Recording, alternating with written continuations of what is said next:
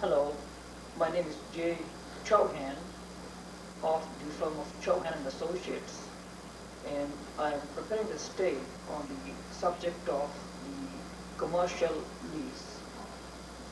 And the purpose of preparing this videotape is to advise you on the basic concepts that you should be concerned with when you're preparing a commercial lease. What it will do in terms of the information is that you will be more familiar with the concepts when you heard the discussion, and you will be able to discuss with me just the narrow issues which are unusual or special or peculiar in your case. And it will minimize your time and accordingly the cost of preparing a commercial lease. So I hope that you will enjoy this tape, and if you found it useful, you can pass on our name to your friends or relatives who are also preparing a commercial lease. We have other videotapes similarly prepared on other subjects, and we'll be glad to lend it to you so you can watch the videotape and let us have your comments on what you feel about the videotape. It's a new way of describing the subject to you and talking to you. But I will appreciate your returning the videotape within a week after you borrowed it. Now, on this subject of the commercial lease, the first topic I would like to talk about is how do you negotiate a lease with the landlord? In negotiation to the landlord, very often you'll first see that you have a offer to lease that is prepared, in which the basic commercial terms of the lease are described. Now the question going through your mind at that time will be whether you should ask for the legal assistance at that time or not. My first comment to you is that it is most important for you to recognize that an offer to lease is a contract, and once it is signed, it becomes a legal document, and the terms set out in that contract are binding on both parties. So it's most important that you consult a lawyer before you sign. Now, you might find pressure from the landlord, or you might find pressure from the agent that you still have a final lease to prepare, and accordingly you don't need to worry about going to the lawyer. Now, I don't agree with that approach. If you wish to negotiate the basic commercial terms with the landlord, then you can go ahead and do so on a memorandum. You can agree on the square footage, the price to be paid per square foot, the common expenses, parking, and the option to renew, and all of the terms that you can possibly think of, and agree upon those terms in a memorandum. But it's important to see a lawyer before you sign the final lease. And therefore, concluding on that point, the first step is an offer to lease and a commercial lease, and this is followed up by an actual lease itself. The offer to lease may be about 3 or 4 pages, or sometimes only a page and a half or 2. But those terms that you agree upon will be carried over into the final lease that you prepare. Now, the next topic to consider in a commercial lease is the concept of net lease. What is a net lease? Net means that the amount that you pay to the landlord for rent is a net amount, and all other expenses that you pay beyond that amount are payable by the tenant. And these may include taxes, insurance, common expenses, and many other items that may come up in terms of maintaining the premises. So if the lease says anywhere that it is a net lease, then the effect of it is to cause the tenant to pay all expenses that are incurred for running of the premises beyond the net amount that is agreed upon between the parties. The corresponding other word is gross lease, which means everything is included in the monthly cost. So when you negotiate the terms, you should specify clearly if it is net or gross, and in either event, you should review carefully the costs that will be incurred in terms of the payments when you are in the premises. Now, the next concept that you'll have to deal with is the square footage of the property, namely the leased area. If you are in an older building or a building that is standing on its own, you may be able to describe it by simply a municipal description and say that you are leasing the entire property at that address. In many commercial leases, such as a shopping plaza or in other office building, you would need to describe the square footage that you're renting. In most commercial leases, the rental amount is determined based on the square footage multiplied by the cost of square footage, and that gives you the total amount that you'll be paying as your rent. Now, there are a number of ways in which you measure the square footage. One way of measuring it is from the inner wall to the inner wall on the other side. In some cases, the measurement is made from the middle of the wall to the middle of the other wall when measuring the distance.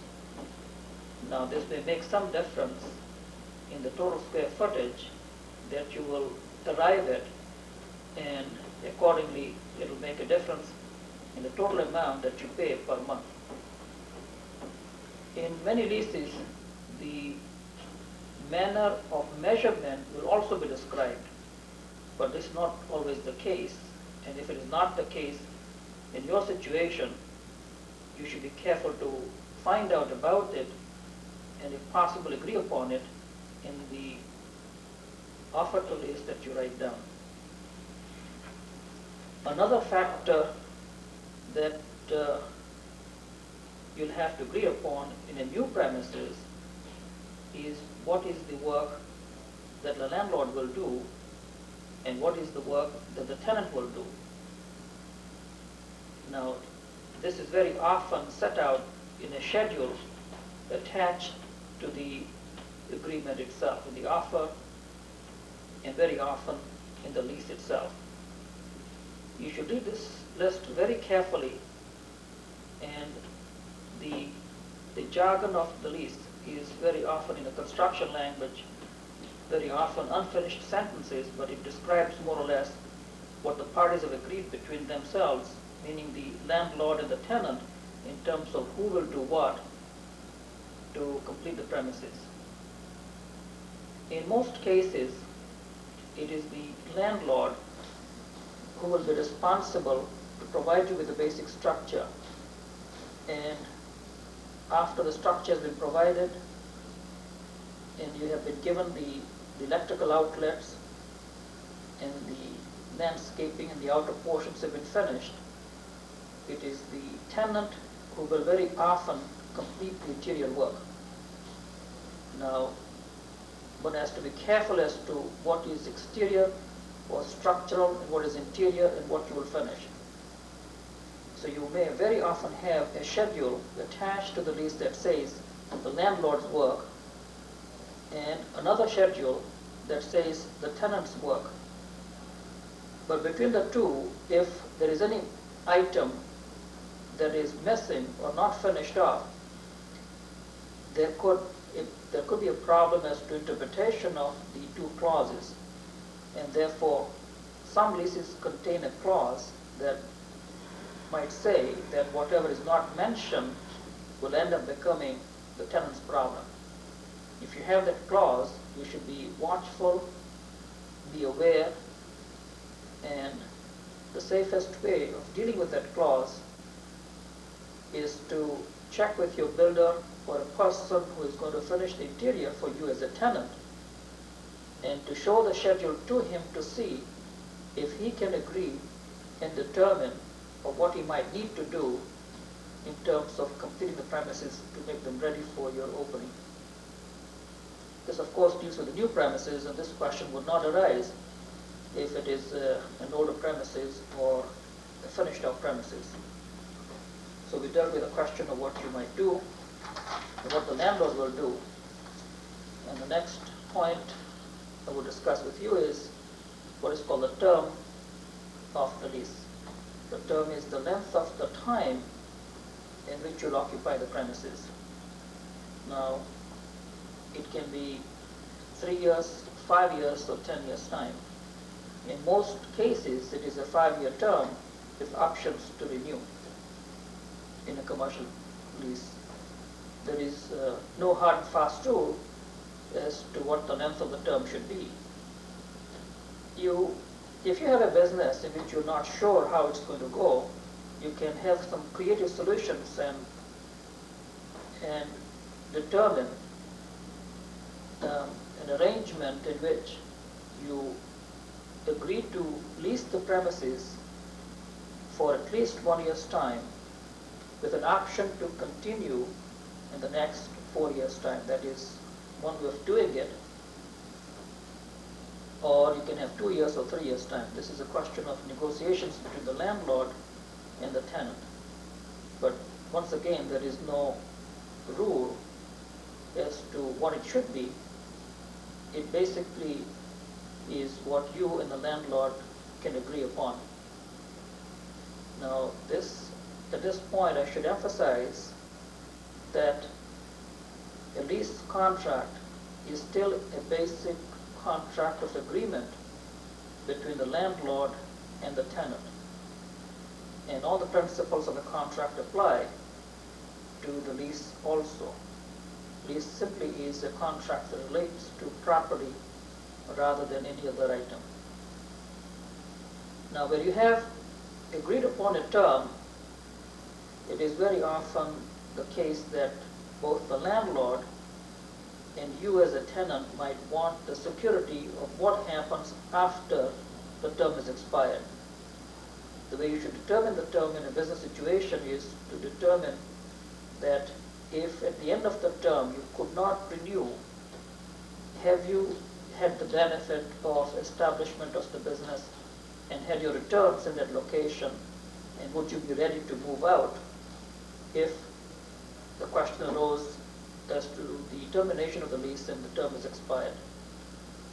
Now, where you feel that you need the security of being in the premises longer than the basic term, you should negotiate what is called the option to renew. Once here also, there is no hard and fast rule as to what the time frame is for the renewal period. You can have one option to renew for a 5-year period, or a second option for a further 5-year term. But whatever the agreement is, you should write it down as a clause in the offer to lease, and this will be written out also in the final lease when it is signed. In the case of the option, one of the most difficult questions is the amount of rental that you would pay when the new term of the lease begins. There are a number of situations where you can agree on a formula on a square footage basis if it is possible. Where it is not possible, you can write simply a clause that indicates that the rental will be the commercial rental applicable to similar premises in that location. Now, if you do write that clause, which I've seen very often in leases, you should be aware that this is a vague clause and may not protect you in terms of the rental amount should you disagree with the landlord. Because for the tenant, what is reasonable in market rental is not what it is reasonable for market rental for the landlord. To resolve this difference, the parties very often will put in a clause that indicates that if the parties cannot agree, they will have arbitration to determine the rental amount. Now, my own view is that there is nothing wrong with this clause, but if you do have to go to arbitration, the cost of arbitration is fairly heavy, and it is not easy to find an arbitrator who will negotiate the terms satisfactorily for both the parties. Now, in terms of the arbitrator, if you have to appoint one, the provisions of the Arbitrations Act of Ontario will apply for the appointment and the conduct of the arbitrator should you have to appoint one.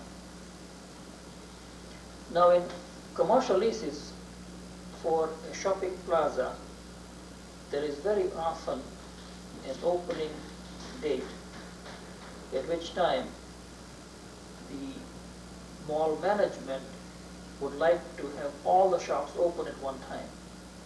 The advantage, of course, is that you're able to attract the customers and they come together, and in that case, the landlord will put in a clause to indicate to you that he wants you to open on a certain date, and that sometimes you might even have to participate in the costs of the joint opening. You as a tenant in a business situation may even find it helpful and promotionally desirable to open on a date on which other shops are opening as well. So you would agree on a clause in which you are opening jointly with other shops at the same time. The most important clause that you will negotiate with the landlord is the cost of the rental, which is the rental on a square footage basis or the rental that you will pay for the premises that are to be occupied. You should have a specific clause that sets out the rental amount, and this amount may be on what I call a sliding scale, namely that a certain amount payable in the first year, a certain amount payable the next year, and so on. But whatever the arrangement is, it should be specifically written out clearly to remove any ambiguity. Namely, if you have, for example, the whole area that you know that you will be occupying, then the rental amount in effect dollar value should be agreed upon for that area. If you have agreed upon a formula, then you should be sure that the formula will work. For example, if you agree that you'll be paying a certain amount on a square footage basis, then you should know the square footage that you'll be paying the rental for. A dispute of a few square feet in a large premises can make a big difference in the monthly cost to you. The rental amount that you've agreed will then be put into the final lease when that is prepared. And I'll come back to that one to explain what the process is like in terms of the final lease being signed by the two parties. And I talked earlier about the common opening, and along with the common opening, there is very often a promotional arrangement for the tenant and the landlord in a shopping mall to make a promotion, namely a flyer or some of the advertisement that might be placed in the local newspaper. If you have such arrangement, the terms of what you will pay should be agreed upon with the landlord and you as the tenant. Now here also, the landlord may ask you to share your cost on a square footage basis. If he does, you should know the percentage that you have to pay on a square footage basis. And the way it works is that of the net area, there will be, for example, you have 3,000 square feet, and the landlord will ask you to pay a certain amount per square foot as a one-time expense to do the promotion. If it does that formula, then you should be aware of the cost to you of the amount of rental that you will pay.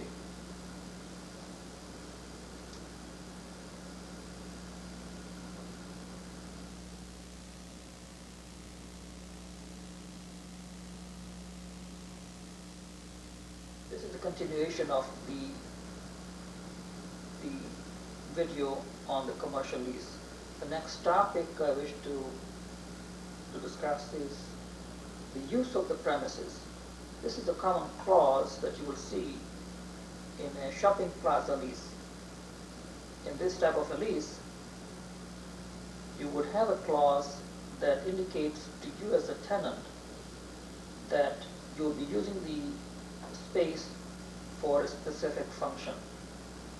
From the point of view of the tenant, the important question is, what will happen if you have to sublease the premises to somebody else? And should that happen, will you be able to rent the space easily to a new person? And accordingly, from the point of view of a tenant, you should keep the clause as open as possible. For example, if you are preparing a lease for a retail shop, you could write a clause that indicates that you may use the premises for the retail of electronic items. But if you say so, you cannot sublease the premises to somebody else for some totally different purpose. And accordingly, you improve your chances of re-renting the premises if you keep the clause as broad and open as possible. Namely, for example, the same clause could be written to say that you would have the right to use the premises for retail purposes, in which event any retail business may be acceptable, and you can find a tenant accordingly who can rent it for some other purpose, and you are able to rent the premises more easily to another party. The restrictive clause should be drafted very carefully, and if it is not prepared carefully, it can lead to difficulty with the other tenants in the future. In shopping mall leases, the landlords presently are not very keen on giving you a very specific detailed arrangement in which you will be able to do the business exclusively and not have the competition from your neighbors. So the common scenario today is that the landlord will ask you to use the premises for a specific purpose, and he would like to make it as detailed and specific as possible because he wants to have other shops in the mall be used for the purpose of other trades and businesses in the mall. Now, this applies, by the way, as a principle to office premises as well, and not to shopping malls. So when there is a large office building, the ideal situation is, from the landlord's point of view, that he would like to provide a variety of businesses in that location, and therefore he may negotiate with you or may expect you to write a clause that indicates that you will use the premises only for that specific purpose. And then he is looking for another tenant whose business is compatible in the shopping mall. Now, from the point of view of the tenant, what he is looking for is a non-competition arrangement in which he wants the arrangement of only him being the only person in the mall or shopping plaza where he is doing that kind of business. The detailed wording of what he can do is very important in the situation. And accordingly, all the details of what you would like to be able to do should be written down in careful detail from the tenant's point of view. You should try as a tenant to negotiate with the landlord a clause in which the landlord agrees not to allow the same or similar type of business to be carried on in the remaining part of the shopping mall. Now, more and more landlords are being reluctant to provide you this clause because more and more shops are selling more items which may be different or marginally similar to what you may be selling. And therefore, in certain items that you sell in the shop may conflict with something that somebody else might do.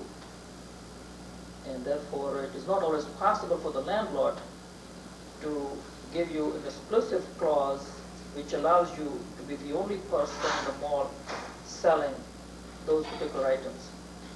But if your business is based primarily on the sale of certain items, and it is important that you do not have competition in the mall, then you should negotiate this particular clause carefully and demand it from the landlord. And here, of course, we will come in the picture that when the wording is to be negotiated, we will assist you in terms of the right wording to be negotiated with the landlord.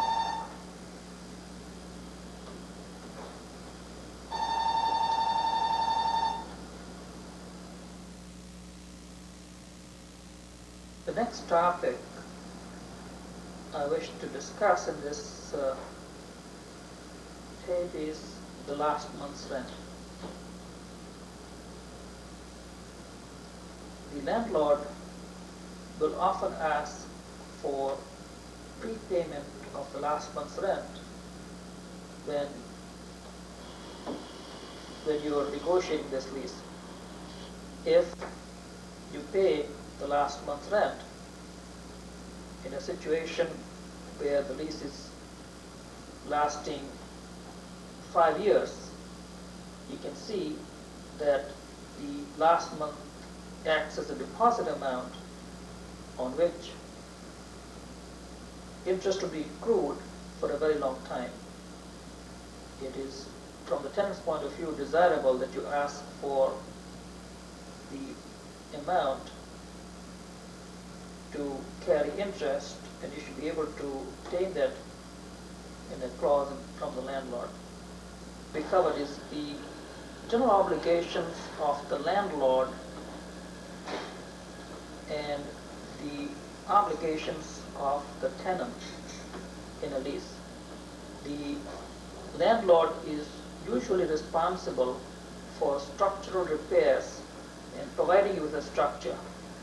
But in many leases, there will be a lengthy clause to try and impose many obligations on the tenant in terms of the repairs, in terms of other things that he's supposed to be doing to keep up the premises, repairing the building, painting, and so on.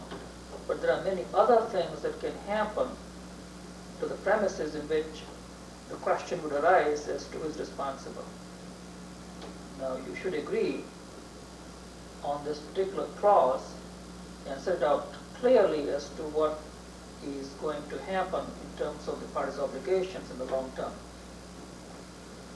Now, in many commercial leases, and especially the shopping plaza leases, there is a lengthy clause on common expenses which will explain what the landlord wants you to share in terms of the expenses. He will often carry out the obligations of doing those jobs, such as policing the shopping mall, clearing the snow, managing the mall, and doing many other activities, but he will expect you as a tenant to pay the cost of doing those things. Now, in a shopping mall, it is not always possible to negotiate your way out of those expenses, but you should ask for accounting and receipts of the expenses incurred an audited financial statement to be presented to you at the end of the year so that you know that the expenses were properly incurred. In many other premises, you would negotiate individually what you would do and what the landlord would do. If you're a new person to preparing a lease, you may not be aware of those items, but we can again assist you in this regard. But to give you some pointers, there are certain minimum items that you should think about when negotiating the terms of the lease in this regard, namely what happens to the repair of the equipment for heating, cooling, and the payment of heat, hydro, or other utilities in the premises. And once those items have been agreed upon between the parties, you can write those clauses in the lease, in the offer, and then from offer you will then have the final lease that will contain those clauses. The word about insurance. The landlord will often expect the cost of insurance to be paid by the tenant, but he will very often want himself as a landlord, or the company if it is a corporation, to be named as a party that will be the beneficiary of the monies paid from the insurance company should you have losses incurred. Now there are many other types, many types of insurances that you can think about. From the landlord's point of view, he is most concerned about ensuring that he has his monthly fees of the rental amount paid to him, and in the event of a disaster, he wants his monthly amount to be paid to him. But from your point of view, as a tenant, there are many other things that you have to consider as far as insurance is concerned, such as what happens to the damage to your inventory and other assets in the premises. Now, a good insurance agent will negotiate all these items with you. Now, this is the minimum insurance that you would have to deal with, to have coverage for, but there are other situations and considerations which are not always thought about, such as in the event of damage, would your insurance cover also the cost of moving to other temporary premises in the time that you cannot use the primary place where you were leasing the area or space? If you are concerned about so-called this interruption of business insurance, you should ask your insurance agent to cover those items.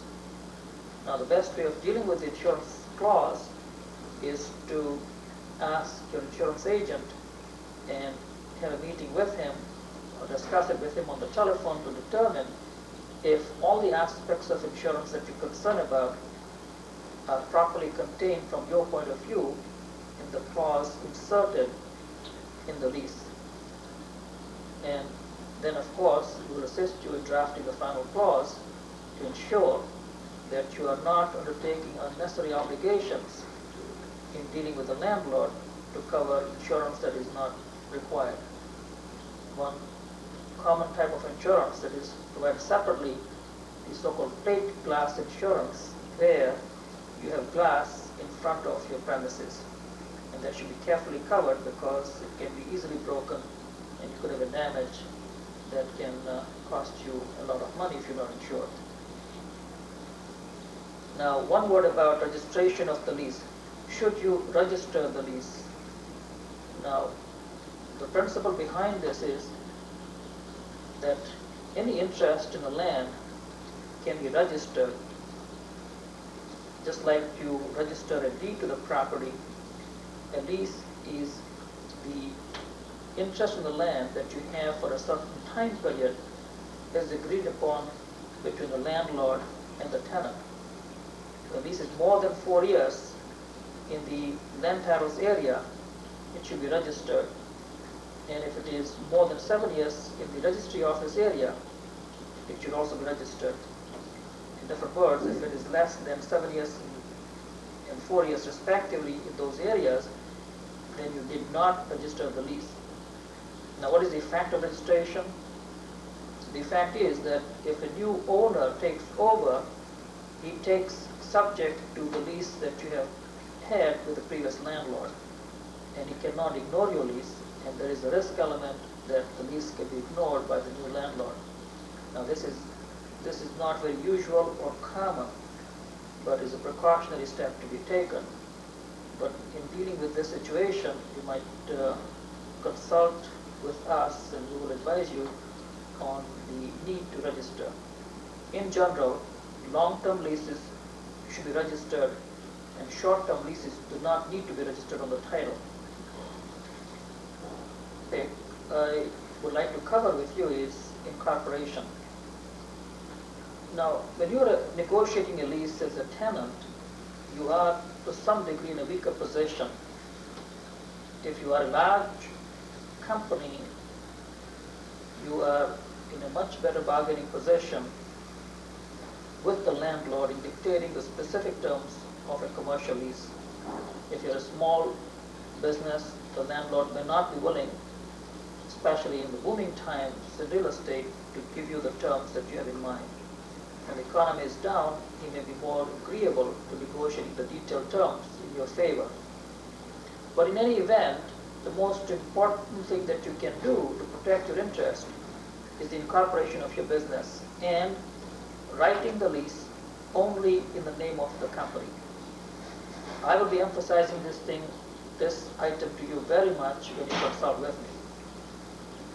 If the lease is made with a company only, then you are not personally liable for any default should it happen in the long term.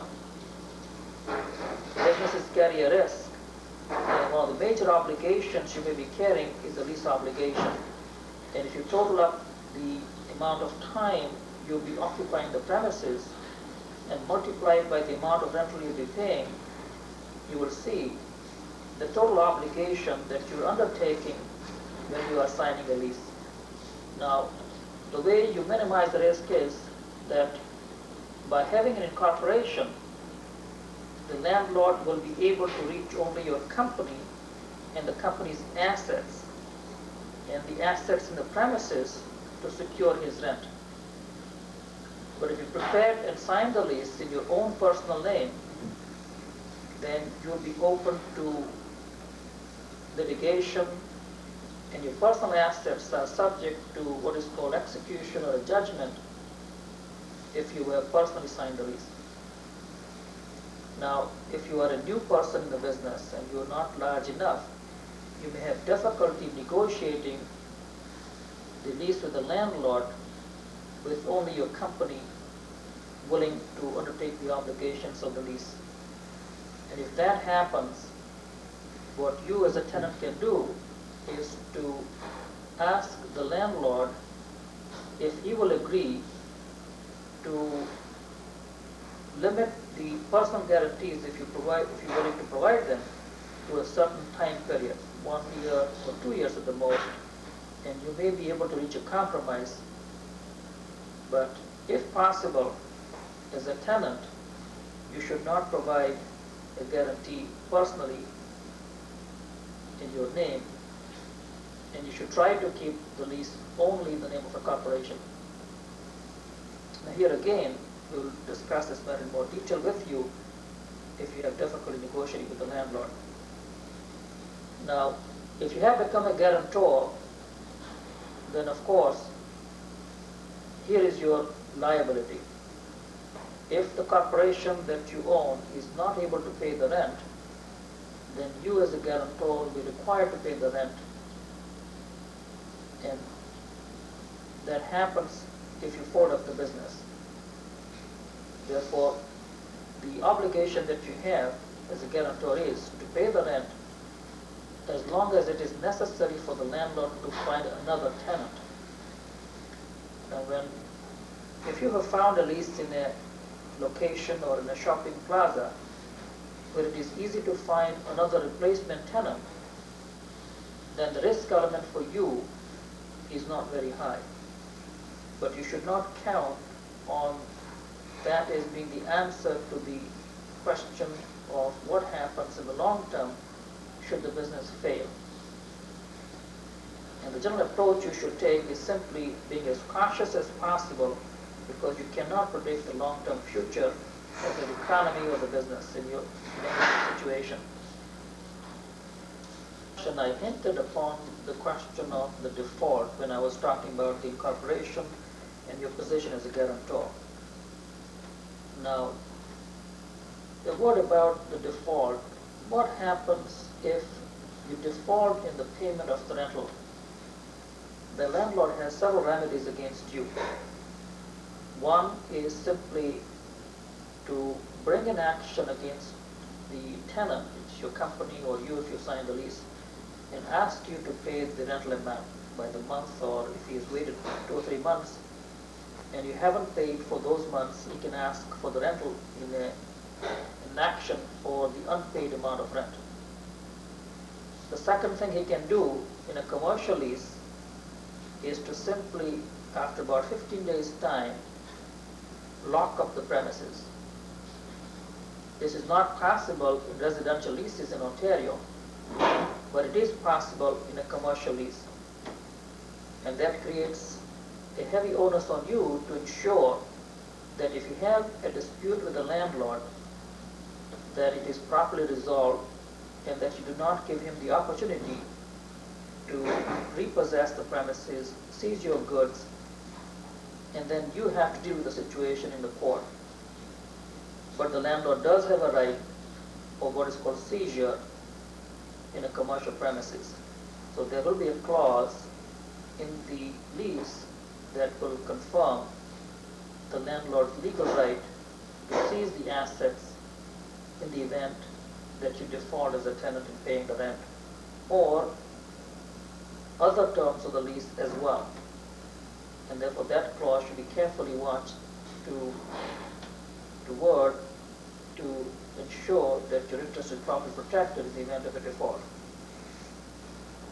Now, what happens in the case of a fire?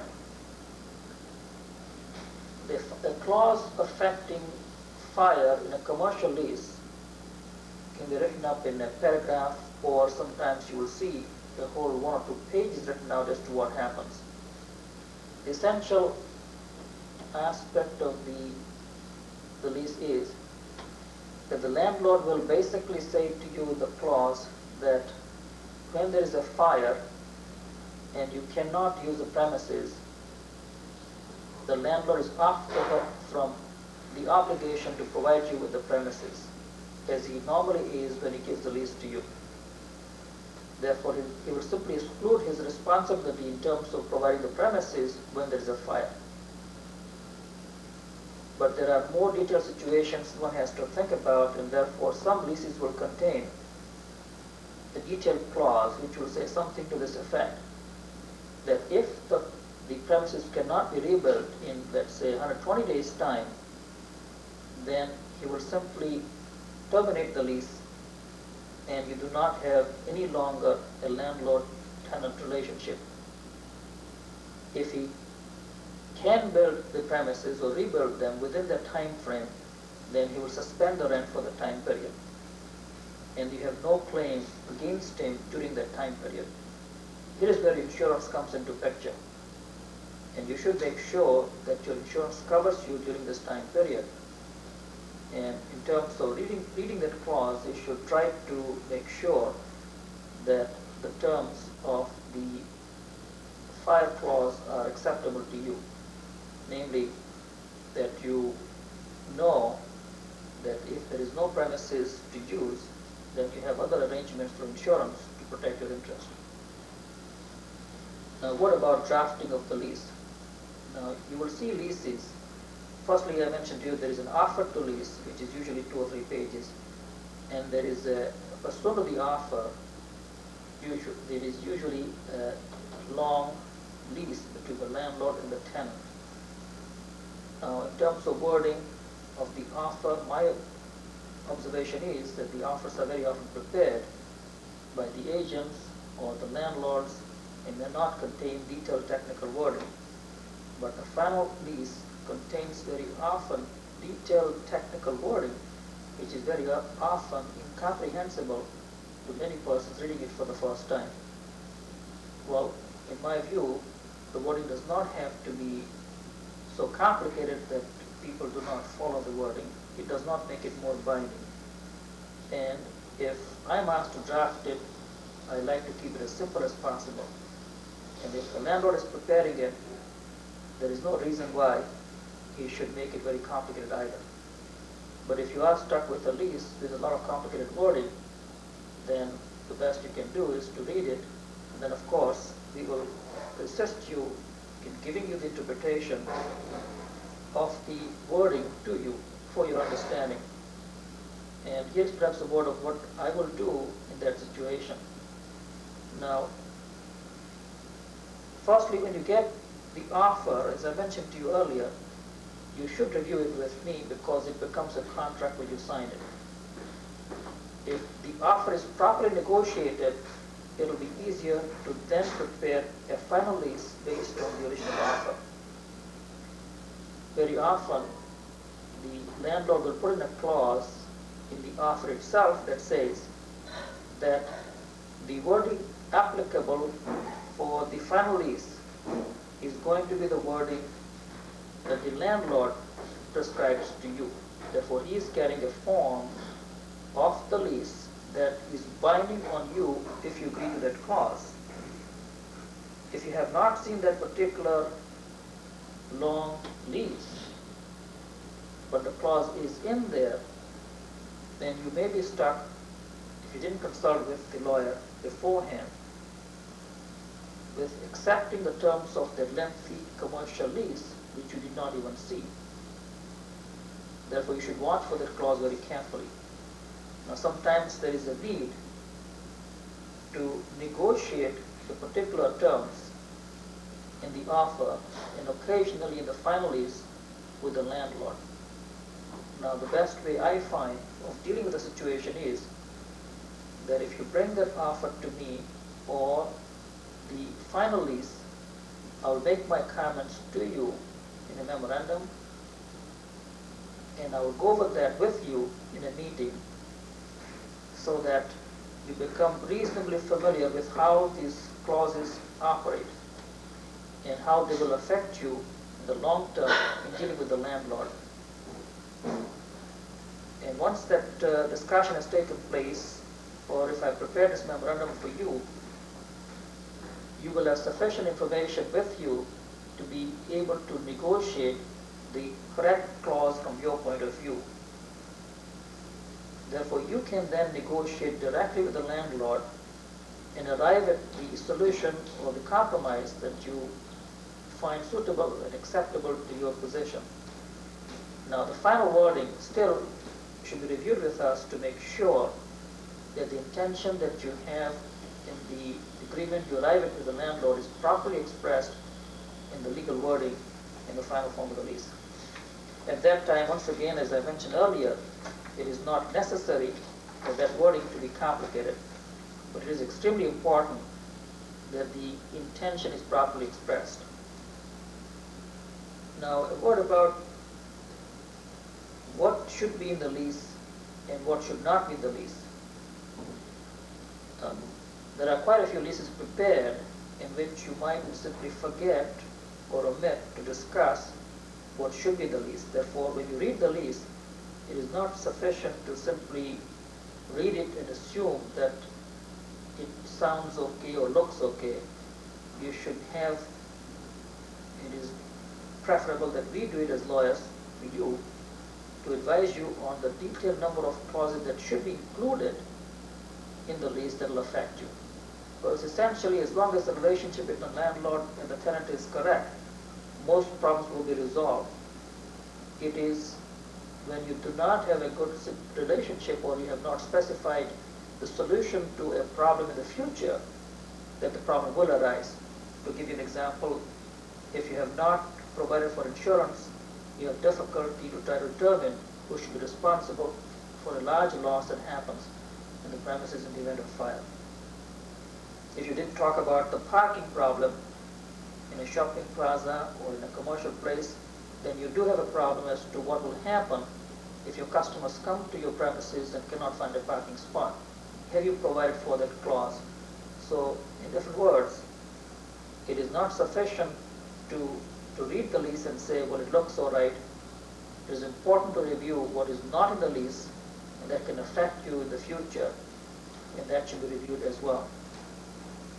Now, in terms of the legal fees that we will charge you for the lease, will be based entirely on the time spent. In the case of a lease, it is very hard to predict how long it will take to complete the review of the lease, discuss it with you, and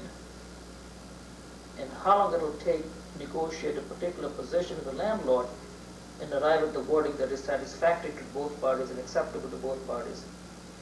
Therefore, the best we can do is to assist you in preparing you with information and providing you the videotape or in a written memorandum that will enable you to understand the situation so that you can do the negotiating on your own behalf with the landlord, and that will minimize a considerable amount of time and cost to you.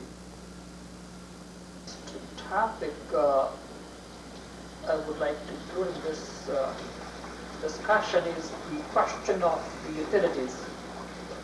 You should always make sure that the utilities, namely the cost of payment of the services, heat, hydro, water, is specifically mentioned and included in the lease. And in most net leases, it will be the cost of the tenant. But in condominium situations, very often, in commercial condominiums, these costs may be included in the common expenses that you have to pay. But in any event, you should make sure that the issue is covered. So what about parking?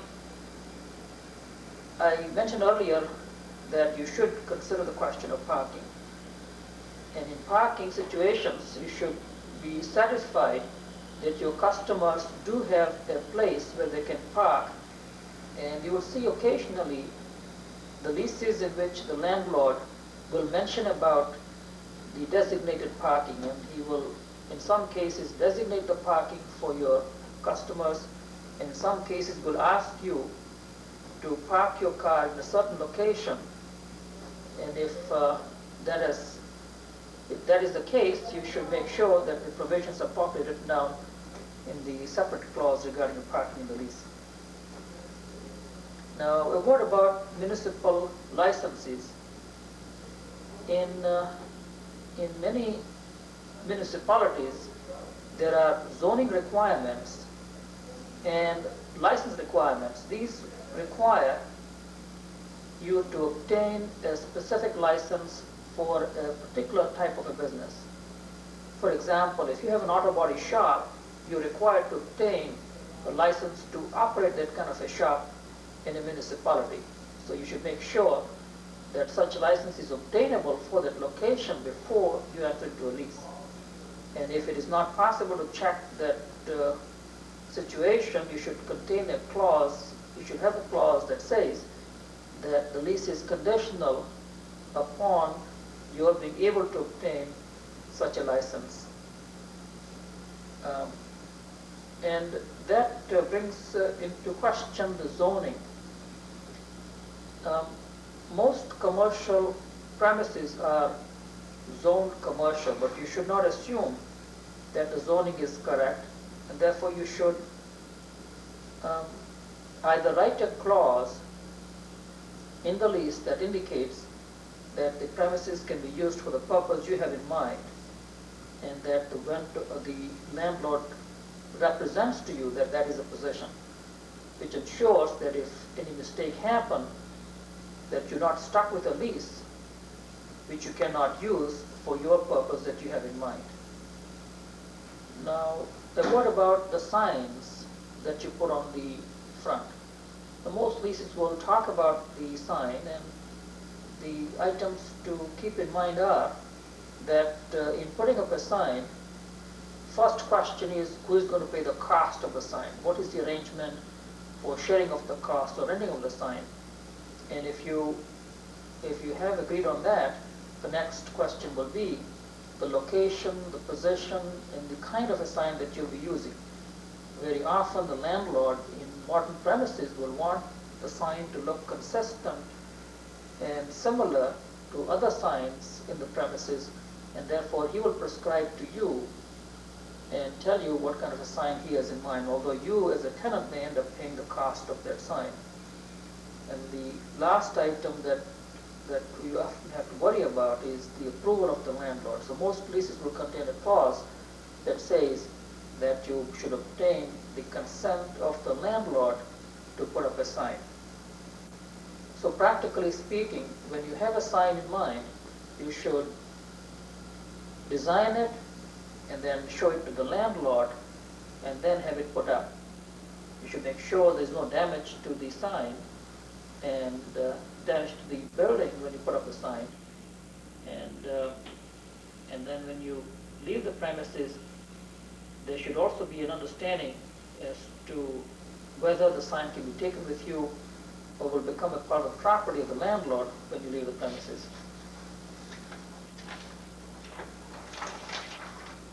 The next point is about the sublease. Most leases will contain a clause that you are allowed to sublease the premises with the consent of the landlord, which consent may not be unreasonably withheld. This clause essentially means that if you decided to terminate your business and wanted to give the location to somebody else for the remaining term of the lease, you can do so, but it is your obligation to find the tenant and then have him approved by the landlord. Now this can become a problem where you are selling the business to somebody else. In the sale of the business, you have this clause to deal with. So you should be very careful in how this wording is written out.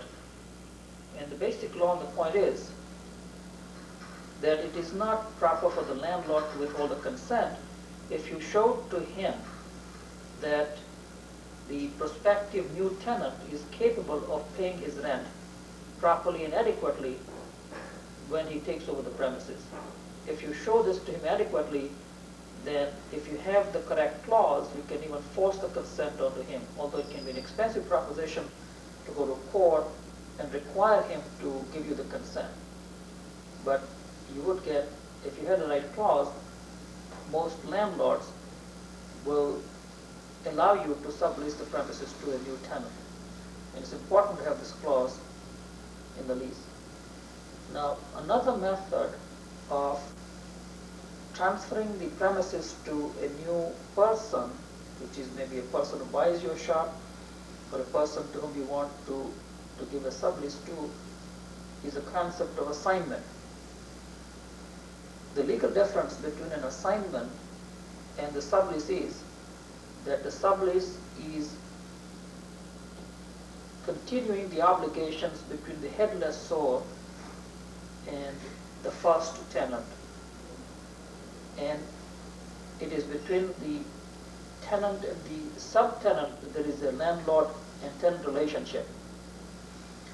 This means that in the term that you have, let's say 5 years' time or whatever term that you have the lease, the sublease can be given only for a period shorter than the time frame given to you by the superior landlord. If you give an assignment of lease, you are giving all your rights, including the entire remaining term, to the new person or the assignee of the lease.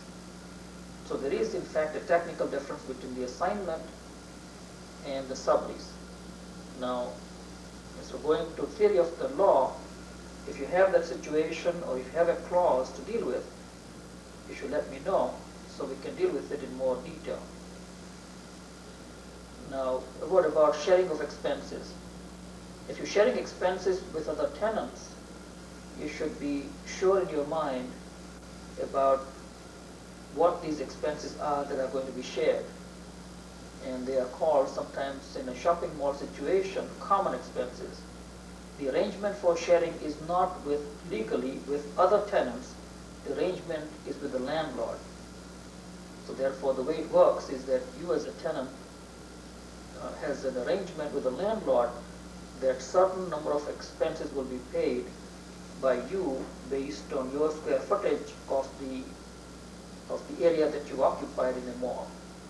And then other tenants who occupy other space will be similarly sharing their portion of the expenses along with you. Now, when you have that arrangement, you're still dealing with the landlord, and the most important point as far as the expense is concerned is to be aware of what particular expenses you are going to be able to share and what they are. They should be carefully listed. Now, in a practical sense, how does a lease basically end up being negotiated? In most situations in a commercial lease, it is the agent that finds the tenant, and sometimes you find it directly from a newspaper or you know the landlord. But the first document you will draw is an offer to lease. Now, as I mentioned earlier at the beginning of this tape, the agents are not always keen on lawyers getting involved in the picture, but I should advise you that the agent represents the interest of the landlord, who is going to give the agent a commission based on a percentage when the lease lessee or the tenant has been found. And therefore, the agent's duty to protect the interest is only that of the landlord in the legal sense. He may practically know you, and he may even be your agent helping you to find the premises, but if he's a sub-agent or even an agent, his duty still is always to the landlord and not to you as a tenant. Therefore, you as a tenant must always have a lawyer to make sure that your interest is protected in terms of the wording of the lease. And once the terms have been negotiated and prior to signing, it is at that time that you should be asking me to review your offer to lease. Now, once the offer has been signed, the next step that will happen is that there will be a formal lease to be signed as well. That lease will be much longer and much more detailed than the original offer to lease. And in the lease itself, there will be many clauses which will be basically expanding on the original offer to lease, but essentially they contain the same provisions in more detail that are contained in the original offer to lease. And in this form of the lease may come from the landlord, and if I'm acting on your behalf as a tenant, then I'll be looking at the form of the lease to advise you on it. Now, if you have to negotiate any change, it is best if you negotiate this yourself. On the other hand, if it is complicated and detailed, I'll be happy to do it on your behalf. But it simply means that there's more time to be spent in trying to do that negotiating. And what I find a good practice is to write out a memo or a checklist of the items that you need to negotiate, and I write this memo to you, and if you have a fax, we can fax it directly to you, and you can take it up with the landlord, come to a conclusion, and let us know the conclusion so we can write the proper wording in the final lease. So in this tape, I've tried to cover what you essentially need to know to do a commercial lease. And then, having heard the tape, you will be in a much better position now to consider the clauses and negotiate an offer to lease. But as I said before, and several times in the tape, that at any time when there's a doubt, it's best to have it checked out, because not having this checked out at the right time will simply mean that some term is left open or uncertain or ambiguous, in which event you'll end up in court trying to have the court interpret the wording, which is far more expensive than having the lawyer look at it beforehand. So I hope you enjoyed hearing this tape, and I hope this has been good information to you. And we have a number of tapes in the office for your review. So please ask us, and I'll be happy to lend it to you. And you should return it within a week's time so we can give it to some other clients. We spend a fair amount of time to try to prepare these tapes, so we really appreciate the courtesy of making sure that you return the tape to us. We have changed our address now, after 15 years on Young Street, to the new address now on Highway 7 in Richmond Hill is 350 Highway 7 East, Suite 206 in Richmond Hill, and the phone number is 771-1235, and the fax number is 771-1237. If you have a business colleague or a friend that would like to review this tape, please let us know, and we can arrange for the viewing of this tape, either in the office, or we can arrange for this to be lent on the VHS format to you so you can watch it at your convenience at home. Thank you, and I hope you enjoyed this.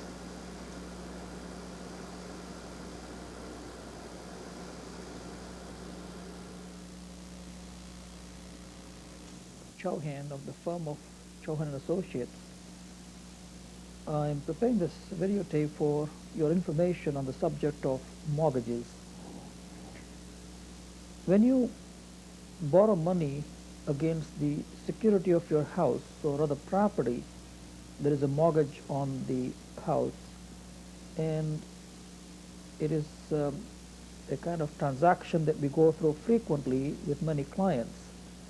It is very helpful if you understood the various issues that affect the borrowing and the manner in which these transactions are conducted in a lawyer's office. I hope that this information will be useful to you in your decisions that you make to borrow the money, and also in the way you relate the matters to us and how we discuss the matters with you in carrying out your transaction of a mortgage. The first question that you will be dealing with is the amount of interest rate. This, of course, will depend on the bank, the situation in the economy, and how you negotiate your particular terms with the bank. But my word of advice to you is that you should shop around for a mortgage and the interest rate as you shop around for any other commodity in the marketplace. The bank rates are slightly different, and it is something that you will be shopping around for anyway. But when you do shop around, you should not forget that apart from the interest rate, there are many other items that you should be aware of which equally affect you in the long term and your interest in terms of borrowing. For example, the amortization period. If you have a mortgage for a long time, then the question is, should you be willing to have a time frame of 20 years or 25 years to borrow the money? This is called an amortization period.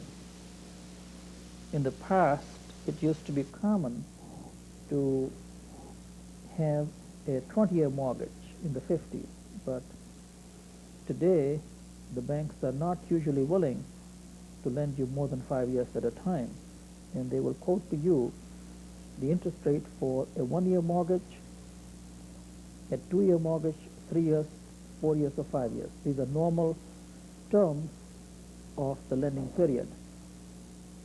A term is a time frame within which the amount must be paid up. Amortization is a time frame in which if you paid the monthly payment, it would take you a certain length of time to pay it off. The important thing to understand is that the amortization period affects the total amount of money that you pay the lending institution for your borrowing. If you see what is called an amortization schedule, this is a printout of what you have to pay, you will see that there is a very big difference between the total amount you pay in a 20-year mortgage or a 25-year mortgage amortization. For your convenience, the bank will give you a fixed, what is called a blended payment amount of principal and interest that you need to pay, so you can budget your amount properly for the payment of the mortgage on a monthly basis.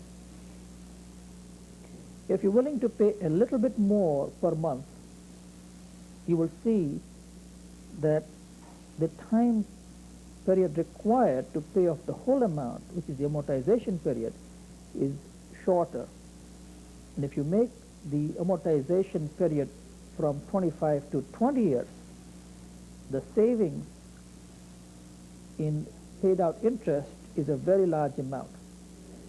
So my advice to you is that if you can afford to pay a few extra dollars and you are planning to have a mortgage on your house for a certain length of time, choose the shortest period you can afford to have a mortgage amortization period. Now I mentioned the term, also term, T-E-R-M. Term is the time frame in which you will agree that regardless of the total length of time required to pay the full amount, you will normally agree with the bank on the period in which you will pay off whatever is left over at a certain length of time, which is called a term. And as I mentioned to you before, it is usually between 1 to 5 years these days. Now you should choose the term in accordance with what you anticipate the economy will perform, and the interest rate will be decided by the Bank of Canada in the economy, and that guessing of the future in the economic terms is what will determine in your mind is the proper time frame to decide on the term of the mortgage. Because during this term, the interest rate will remain fixed. To explain this in simple terms, in less economic and legal jargon, the economy goes through ups and downs, the economic cycles. When there is a recession, the Bank of Canada reduces its interest rate to a low interest amount, and this is then reflected in the normal bank where you go to borrow your money, what is called a chartered bank. They more or less charge 1 or 1.25% above the prime rate to lend you the money. So in the recession time, the interest rate is normally lower. In the boom times, the interest rate is higher. So if you anticipate that in the economy, the interest rate is going to go higher, then you try to, what I call, peg your interest rate to a lower amount by asking the longest term of mortgage that you can get when the interest rate is low. If you are in a time frame in the economy when the interest rates are very high, then you should choose a short period of term for your mortgage because you are anticipating a decline in the interest rate. This is how you decide your term of the mortgage. So now you made a decision on the term, you made your decision for the amortization period, and your interest rate that you will be charged accordingly, and you're now ready to make the decision, and you have shopped around for your mortgage, and you're ready to make a commitment. When you go to a bank to obtain this commitment, you should shop around. The banks tend to ask for 100% security on the loan amount you wish to borrow. You should try to negotiate the least amount of security you can provide to the bank to obtain the funds. And this should be a negotiating process. You should not simply assume that whatever the bank is asking for is fine. And I find too often the borrowers are willing to provide any security or any terms that the lender is dictating to the borrower. you have to keep in mind very much that the bank is making large amounts of profits on the interest you're providing, and you are a customer. So therefore, they should provide you the best treatment as a customer, and you have a right to shop around to make the bank aware that you do know and do understand how the system works, and therefore you are able to obtain the best bargain you can from the bank. In most situations, the security that is required is the mortgage, but there may be other items that the bank will be looking for, like a guarantee. If there are any, there also you should bargain the security with them carefully so that you provide the least security that you have to, and we'll be pleased to advise you on the situation where there's a doubt in your mind. Now, what about conflict of interest? In most situations which are smaller loans, the bank will be willing to let us act on your behalf as well as the behalf of the bank. And you should make the bank aware of this. And they do not have an objection to our acting for both sides if there is a consent from both sides for us to act. This will minimize your expense, and in a smaller transaction, with the consent of both parties, we can act for two sides. Where there is a larger loan, it is normal and desirable that the parties retain different solicitors to carry out their part of the bargain. The bank, their own solicitors, and the borrower, their own solicitors. In smaller transactions, if a conflict develops, that means the interest of the lender conflicts with the interest of the purchaser or the borrower, then we would have to terminate the transaction and allow two different solicitors to act independently for each party.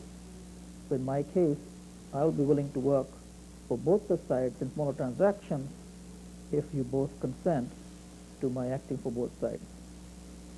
Now, in terms of other items that you should be aware of is, what do we do for you after you have obtained a letter of commitment from the bank?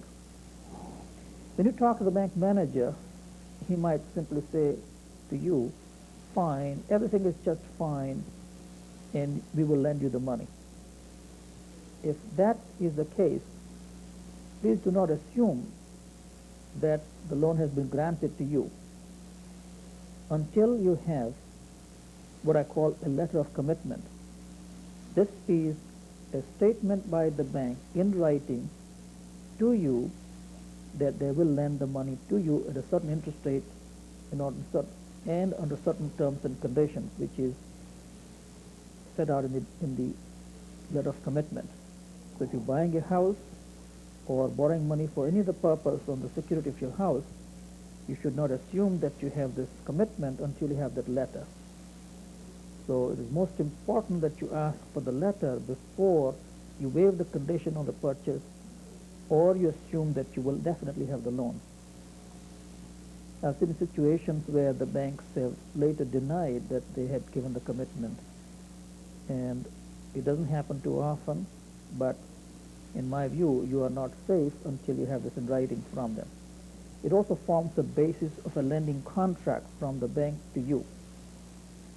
And traditionally, the banks have assumed the very powerful role of a lender and dictates to you what they want from you. And accordingly, in your relationship, you should not be intimidated by the position of the bank. And it takes time and skill and understanding of how to deal with the bank over a time period. So if you're a commercial borrower, then you should definitely develop the skill of how to deal with the bank. In most normal situations where you're borrowing the money for a regular house, then it is not necessary for you to go into too much detail on how the banks function and how to present your position to the bank for the purpose of borrowing. So now we have talked about the letter of commitment, and in most normal situations there will be a letter of instructions to the solicitor. Now this is usually in the form of printed forms that the bank will provide instructions to us as your solicitors to tell us what they want from us to secure their position as a lender to you. And just to give you a brief rundown on this letter of instructions, what it contains is that letter will tell us that they want the security of the property, they want us to do the searches, they will be lending a certain amount of money, the amount of interest will be specified in this letter of instructions, and they will usually provide us with the forms they want us to use to prepare your mortgage. The banks very often are not good at telling you in detail what they are going to tell us in the letter of instructions. The impression normally given is that, oh, it's just a matter of some forms, that we complete the forms and it's all very simple. It is not very simple at all, because in fact there is a large amount of complexities and detailed paperwork that we will be going through when we receive these instructions and carry these instructions out for them and for you to be able to borrow that money. So we now got the letter of instructions, and a word about how it's delivered to us. Typically, the bank, after they have approved your mortgage, for which they will want your statements, your income position, your appraisal of the property, and all those requirements, they will then have issued these instructions, but they will not automatically, they will tell you that, oh, we'll just deal with the lawyer and send instructions to him. But my word of advice to you is that do not assume that these will reach us automatically or normally. What normally happens is they will give it down to a receptionist and they will phone our office, and our office will take a message to the fact that some instructions are waiting for us to be picked up. I found from my experience that usually there is a great rush in carrying out the mortgage transaction, and the word has been passed on to our office by a message of a receptionist saying that the letter is waiting.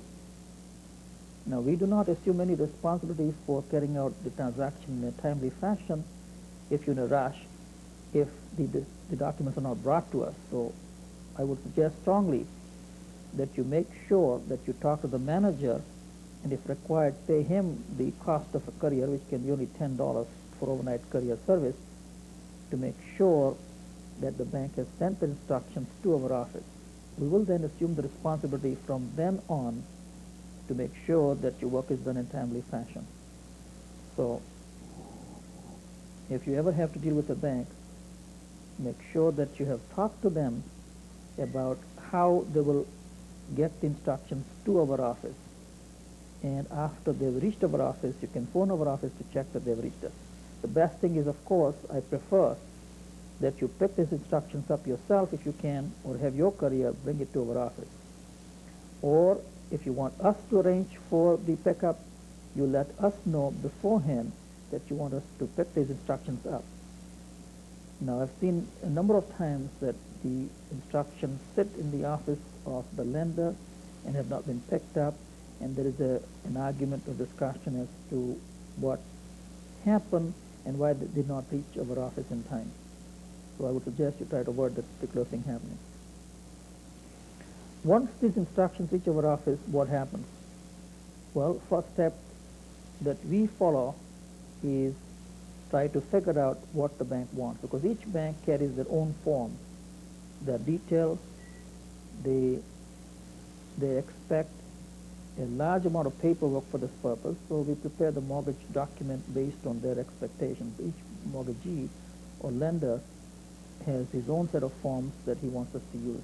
So we'll prepare these forms pursuant to the instructions, and we will send them in a draft form so that each bank appoints either their local branch for approval of these drafts, and sometimes they don't want to approve these drafts, but our practice is that we will send them these drafts in any event for them to look at to make sure that the interest rate, the term period, and the special conditions they have in mind are properly expressed in the mortgage document. And because there are so many variations of the mortgage documents, we prefer they look at the document and say to us, yes, it's fine, go ahead. So along with these documents of what I call a draft mortgage, we send to them the result of our searches. Now, what are the searches? The searches are tax certificate,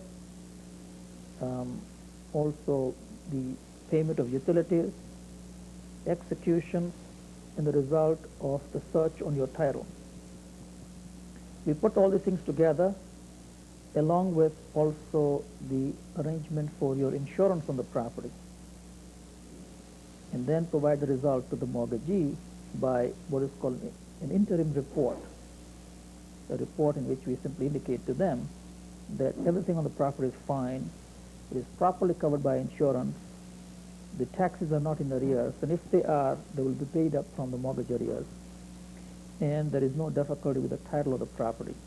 And if there's an existing mortgage, it is going to be removed so that they have the correct position on the title, which is either first mortgage or a second mortgage, whatever they have told us as it may be required by the bank. So we will be dealing with a number of institutions to try to get the results for them. And where there is a first mortgage on the title and you're refinancing, then you'll be going back to the old mortgagee, old lender, and asking them for what is called a mortgage statement to find out the exact amount that is outstanding on the current mortgage, so that we can pay off that mortgage if required from the proceeds of the new mortgagee. So we are dealing with a number of institutions in trying to achieve the result that we're looking for, which is the money in your hands. We are talking to the first mortgagee if there is any. If there are other debts to be paid off, we are talking to those people that have lent money to you if they have to be paid off. We're getting the net amount by letters. We are writing to the municipality for the tax certificate. And one of the most important letters we'll write to the municipality is zoning and bylaw compliance. This is the compliance letter to tell us that the location of the building on the property is in accordance with the bylaw. That means the side yards and setbacks are correct. The buildings are expected to be on the proper location with proper distances from the front of the property and from the boundary on the side of the property. Now, this is the most difficult letter to obtain if you're in a great rush to get your mortgage funds. For obtaining this letter, we have to first have a survey from you. We then have to write to the municipality. They have then got to reply back to us, and we are then in a position to tell the bank that the property complies with the requirements of what is called side yard setback requirements and the bylaw compliance requirements. Now, very often I get situations where the client will tell us that, oh, so-and-so lawyer can do it in a couple of days' time, or them that simply in 2 days is longer. But let me assure you, doing all the parts that you're required to do takes a fair amount of time. How long? Well, it depends on what exactly is required and what the bank is willing to do without. You should recognize the lawyer's position in this situation. We are only providing an opinion to you and the bank as to the title. The bank says, and they will inevitably say, we want a bylaw compliance letter. And if they do, and inevitably in most cases they will want it unless they have that letter in their file somewhere. And even if they have it, they will want a new letter to be issued to them. Then it takes time for us to go to the municipality, get the letter, and get the reply back to them. Now, if in a great rush, it is possible to use a courier service, phone calls at a much greater expense to get the reply quickly and promptly. But as you can imagine, the municipality is a governmental institution. Their officials and employees will not be willing, as we will be willing to help you, to do things quickly, promptly, expeditiously, and they may take time. So if you're in a great rush, you should be willing to either let us use the courier service, or you should be willing to take these letters yourself to your municipality and obtain the answers on the spot if you can, and bring them back to us so that we can tell the mortgagee that everything is fine. So, well, we now reached the point where we have all the answers, and we are ready to tell the municipality that the property properly complies with all the requirements, there are no tax arrears, and then they are ready to advance the funds. They will normally want the funds to be advanced to the solicitor in his trust account. The reason for that is that they want to make sure that we do not, acting on their behalf, advance the funds to you until we have done rechecking or sub-searching of the property just before the advance is made. So there is now, at the time of registration of the mortgage document, another search going to be conducted to make sure that the property is not encumbered by any of the problems, another mortgage, another judgment, or even a construction lien. So we research the property to make sure. Now we have to time this particular situation very carefully. This is the date on which we have the funds that we have to make sure that if the amount is large, that it does not sit in our trust account for a long time before we disperse the funds out to you. So we have to time this very carefully. So when we are sure that things are going to be more or less correct from the various searches, then we will ask the mortgagee, which is the lender, to send us the check. So there we have to arrange for a pickup. We will use a courier service unless you're going to bring the funds yourself back to our office. That will be in our account until we make the sub-search, recheck the property, and on the date of the registration of the mortgage, we have to make sure once again that everything is okay in terms of the title of the property. So soon after the date of closing, we will disperse the funds to you, minus our fees at that time and disbursement. At that time, we still may be waiting for a number of things to be completed.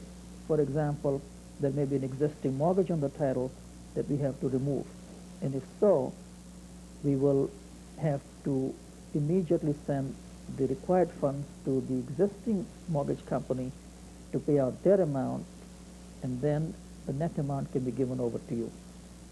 So there is a fair amount of coordination that has to happen on the last day to make sure that the funds are not sitting in the our trust account, not earning interest. And to make a point about our trust accounts, I should mention to you that the funds sitting in our trust account for your benefit does not result in any interest being accrued to us or to you.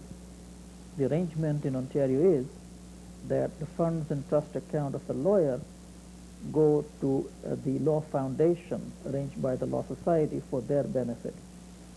The interest rate does not come to us, and accordingly you have to be willing to allow the interest to be lost for 1 or 2 days until we organize this transaction. We'll time it very carefully to make sure that the least amount of interest is lost in this arrangement, but there will be some time lost between the moment when the funds arrive in our office and the time that we are ready to disperse the funds to the client.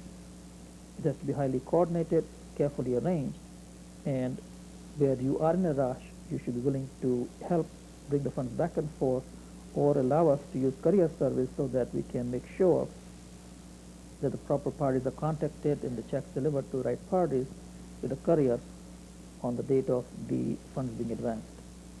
So this is the arrangement that we go through in a typical mortgage transaction. Now, what documents should you bring to us? So when you have a mortgage transaction, you should bring to us the following documents. firstly the instructions from the mortgagee, as I mentioned to you, or make the arrangement for it.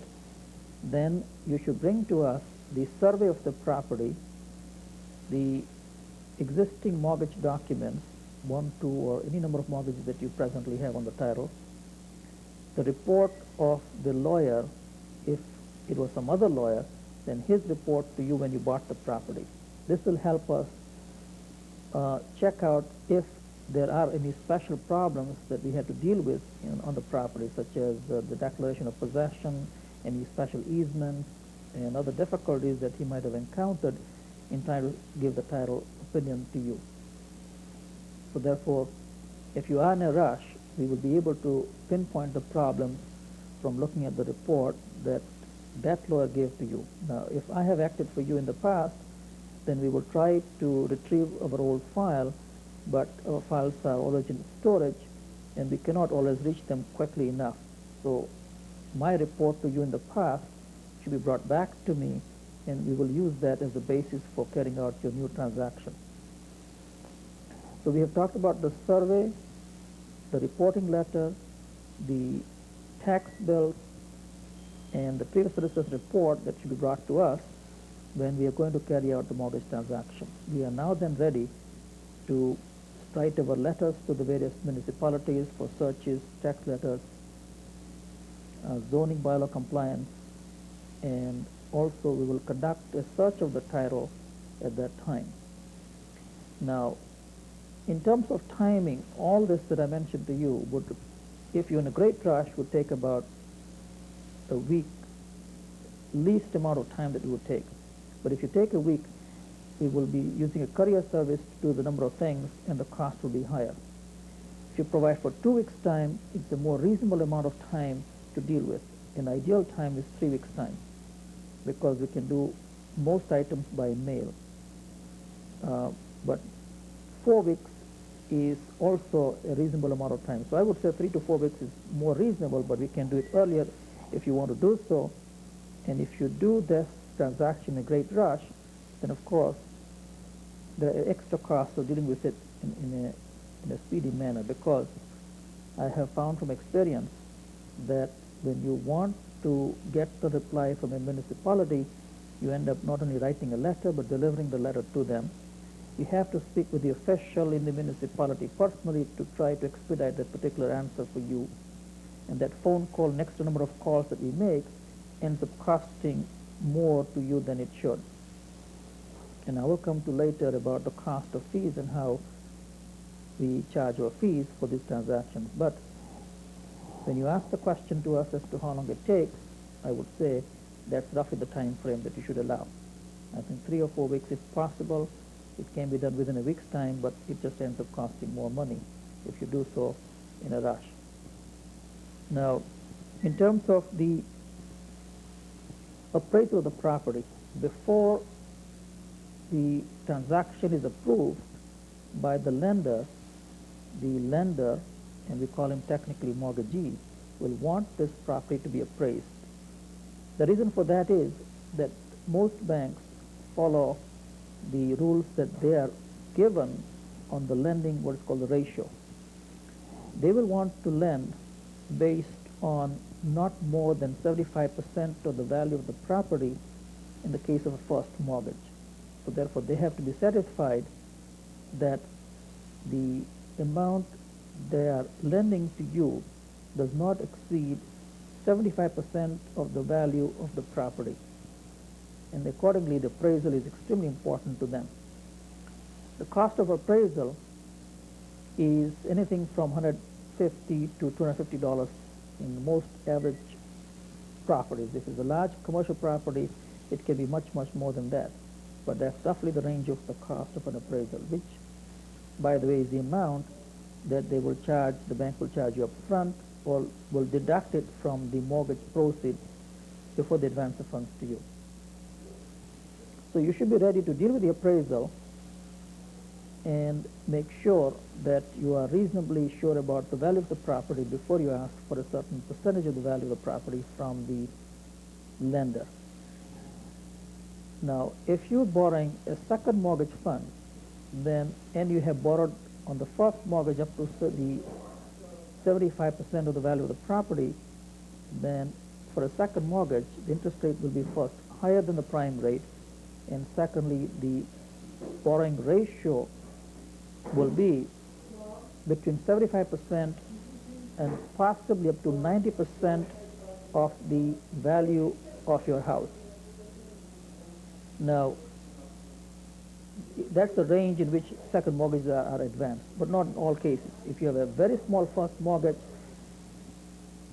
in relation to the value of your house, then the second mortgage is easier to obtain, and you can even bargain on the interest rate. So it's a question of which mortgages it is, first or second, and your interest rate will be reflected in the percentage-wise based on whether it's first or second. So when the mortgagee provides instructions to us, he will be telling us also that he wants the first mortgage or a second mortgage or a third sometimes on the property. And these mortgages are based essentially on the value of the property and the percentage in relation to the total value of the property. And therefore, once again, as I mentioned before, the appraisal is important to them.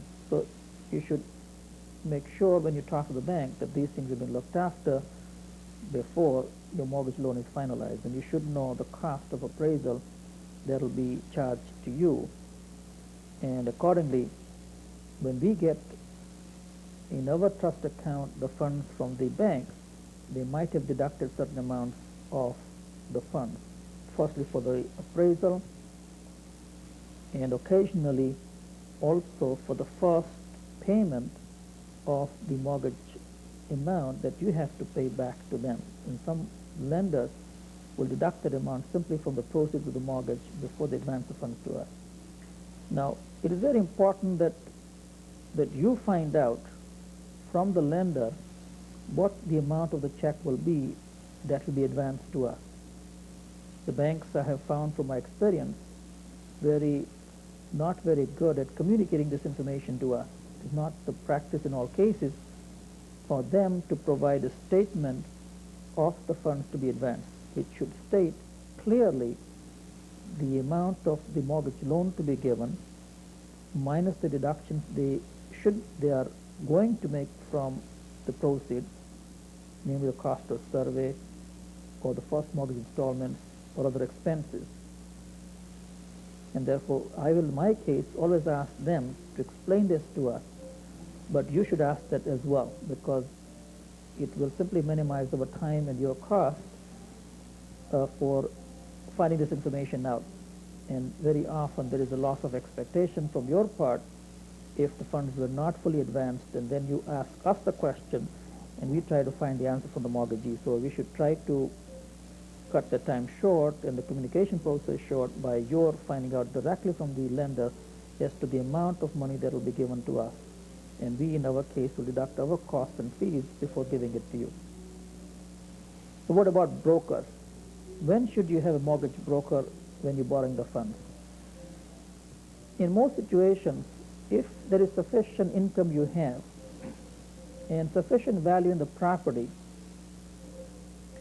you can go to one of the major banks, so-called chartered banks in Canada, and obtain a first mortgage funds or a second mortgage funds without much difficulty. And they are the cheapest source and the normal source of obtaining the mortgage amount. But if you're not able to comply with the normal requirements, then you may have to go to a mortgage broker. Mortgage brokers specialize in looking for funds for you, and for that service they provide in locating a private lender or sometimes even an institutional lender who will lend to you. They will charge a fee, and their fee should be discussed with them up front. And if the transaction has come to us through a lender, then they may deduct the broker's fee at source, or they may be asked to pay their fees as well and deduct it from the amount that we have to give to you at the end of the transaction. So if you borrowed the money through a broker, you should be aware of those additional costs. You should have negotiated the broker's arrangement with him before you enter into a transaction of borrowing through a mortgage broker. Now, how much are our fees for the mortgage transaction? For each year, we will indicate to you that what our fees are for a normal, average, typical transaction in which you are borrowing for a first mortgage fund, for a second mortgage fund, based on the normal lending requirements and normal requirements of the bank.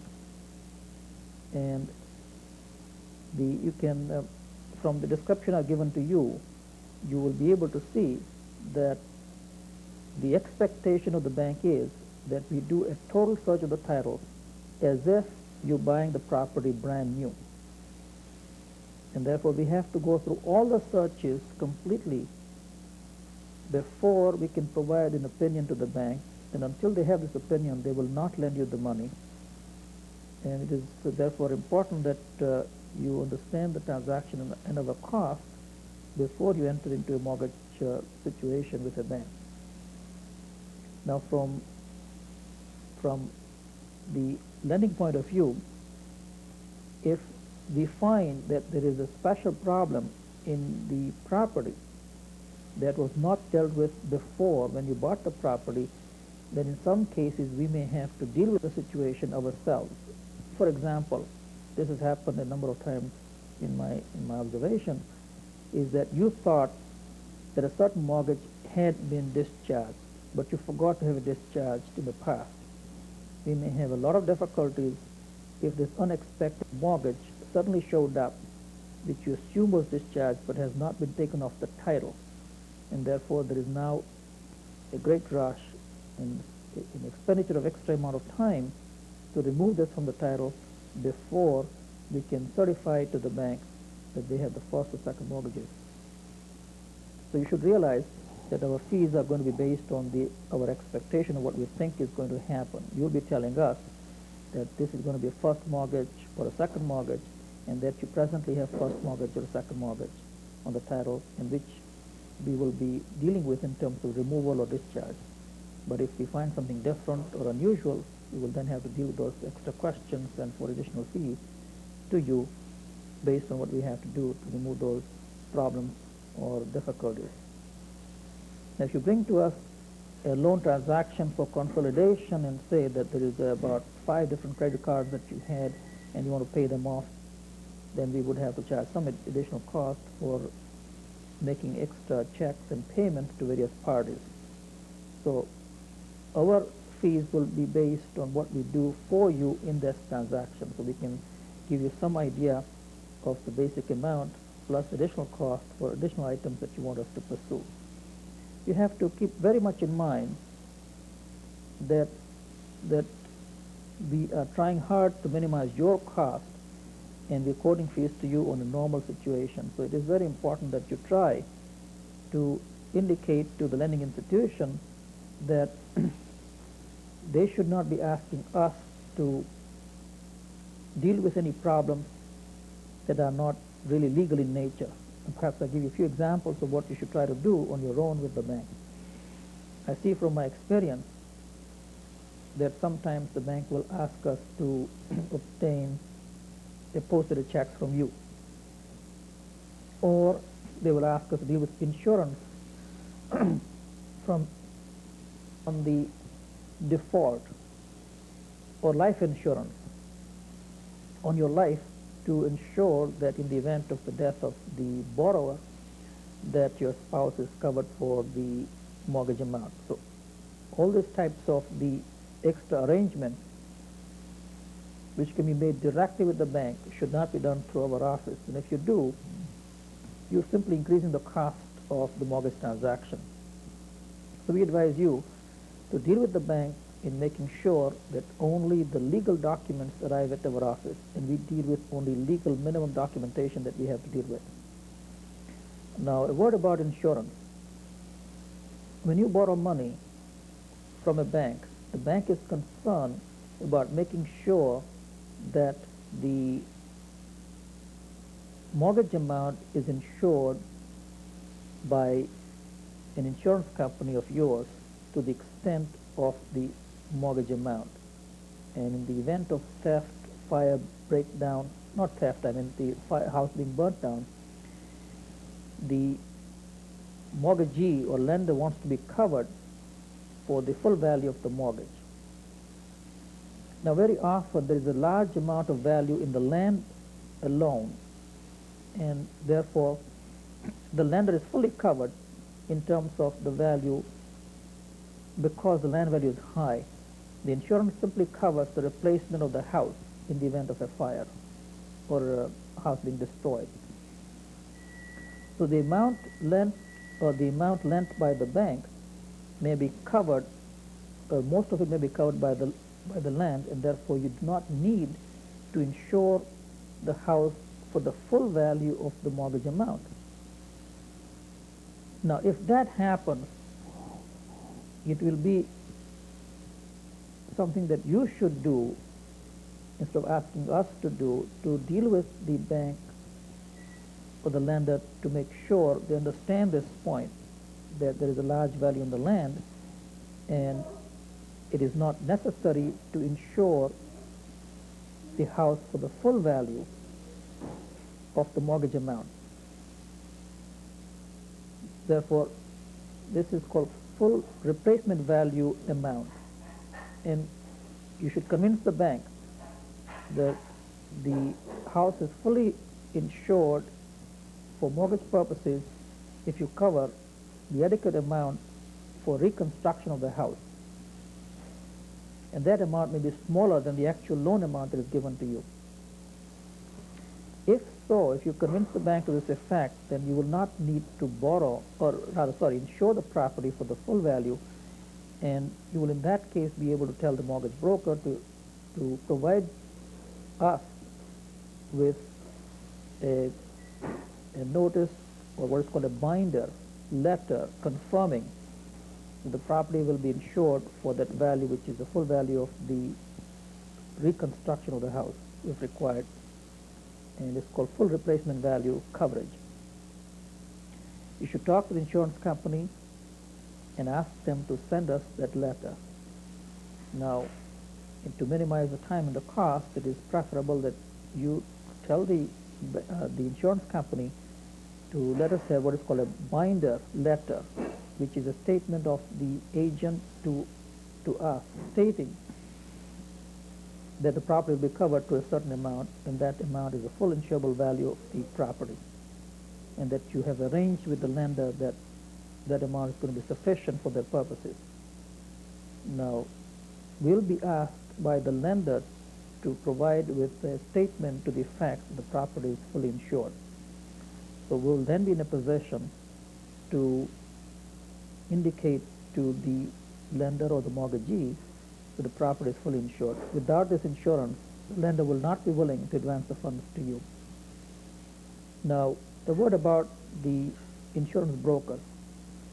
They need to know that if you are replacing the mortgage with a new one, that there is a release from the old old mortgage company.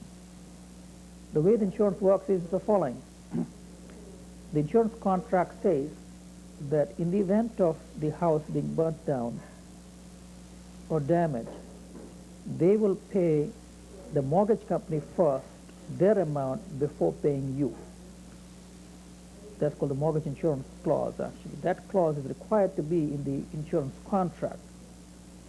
And the insurance broker usually knows about this requirement, and he will put in this clause, and he will need to know the name of the mortgage company, and he will need to know the address and also the amount for which the property is to be insured. So at that time, if you have an existing mortgage on the property which you are discharging, then what is called a release is required from the existing mortgagee. You should obtain this release from them and provide it to the insurance broker. If you do not have it, then the mortgage broker should write directly to that mortgagee to confirm that that mortgagee or lender will not have any insurable interest in the property when you replace that mortgage with a new one. Now, if you ask us to do it, we'll be happy to do this thing, But all that extra paperwork can be avoided if you can explain this to the insurance broker. And it should not end up becoming a lot of correspondence for us. If it does, then it simply increases the cost of dealing with the mortgage transaction for you. So I mentioned a number of costs and areas of concern that you should be aware of to minimize your cost of the mortgage transaction. And hopefully this tape has enabled you to understand a number of situations that will minimize your cost as well. One of the other costs that you have to worry about in a mortgage transaction is the courier service. The funds are very often advanced. The first instructions come to us by courier from the bank. We have to arrange for the funds to be picked up from the bank, and then if you have to pay off any existing mortgages, we have to send the funds to them by courier service. There is a lot of courier costs involved in a mortgage transaction, especially if it is in a great rush. If you're able to help and carry this amounts and checks back and forth, you will save some amount of cost there as well. But we are in a legal office unable to provide the extra courier service, and if it's a part of a normal mortgage arrangement that we simply hire courier services and charge that cost on to you. It is not possible for us or any member of our staff to go to the bank for your sake to obtain the funds or even make deposit on your behalf. If you want us to do that in special cases, and if the bank is nearby for a modest cost, we can arrange for that. But we cannot provide this as a normal service to you. The cost on an hourly basis for us is far in excess of the cost of a courier service, and for them to take it. The other part I should point out is the area of responsibility. We are hiring the courier services on your behalf, and I have seen situations where the courier service makes a mistake, and if they do, you do not assume the liability on their behalf for you. So if you have a courier service that you want us to retain on your behalf, you should let us know the name, because we are retaining the courier service only on your behalf, and we are not liable for what they do. Now, we have a number of courier services that we use, and we will recommend these names to you, but ultimately you should keep in mind that this service is provided to you by the courier service people for your benefit. Now, the next item I should mention is the report. So now you have the funds, and we will attempt on the soon after so-called the date of closing, or the scheduled date on which we have to advance the funds to you, that we have coordinated the whole situation in such a way that we will advance the majority of the portion of the mortgage to you, so that you have the bulk of the funds. But we are not able to determine the exact amount that should be coming to you, because even on the last day, we have to sub-search the property, incur the cost of courier, and therefore we'll need to keep some funds with us to make sure that all the obligations are properly fulfilled financially on your behalf before we advance the final amount of check to you. So we will keep in our trust account some money which we will be able to give back to you usually within a week or 2 weeks' time at the most. So the first check coming to you will be usually the bulk sum of the mortgage amount, and the next few days thereafter, the rest of the amount after the deduction of our fees. This will be along with our reporting letter. We will try to make the reporting letter to you in about a week or 2 weeks' time after the closing. I would ask that you pick up this report personally, because there are original documents in this report. At this time, we'll return all documents that you've given to us, including your survey, back to you. And at this time of picking up the report, if there is any fees payable by you to us, you should also bring the check for that purpose. If we owe you money back, we will write the check at this time to you. And so within about a week or two after the major closing, we should be able to provide the report to you. Now, this does not mean that in all cases the transaction is fully complete. If there was an existing mortgage on the title, we will not be able to obtain a discharge from them immediately within 2 weeks' time. But the bank practice for discharge purposes is that they will take their time, sometimes a month, 2 months, and I've seen as long as 6 months that they would take to remove their existing mortgage from the title. So if an existing mortgage has to be removed from title, we will, in that case, have to wait a little bit longer. In the reporting letter, we'll mention this to you. You should keep your eyes on that subject and make sure that you contact us in about 2 months' time to make sure that the discharge has taken place.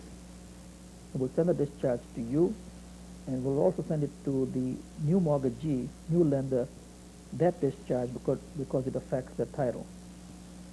Now, if we have any major problems happening in dealing with the first mortgagee or the first mortgage that you're trying to discharge in terms of obtaining the discharge from them, we will in that case advise you, and we may in some cases have to send several notices to them. If an unusual number of notices have to be sent, then there may be an extra cost of dealing with them. In very occasional situations, we have to notify, we have to give them a notice that we're taking this to court, because I have seen from my experience that the mortgage institutions are not very efficient in terms of providing discharges, because they have no interest in the title at that time, and therefore they have no interest in providing a proper discharge. Most of the major institutions do comply with the requirement properly, but they will take a long time to do so, which creates some difficulties.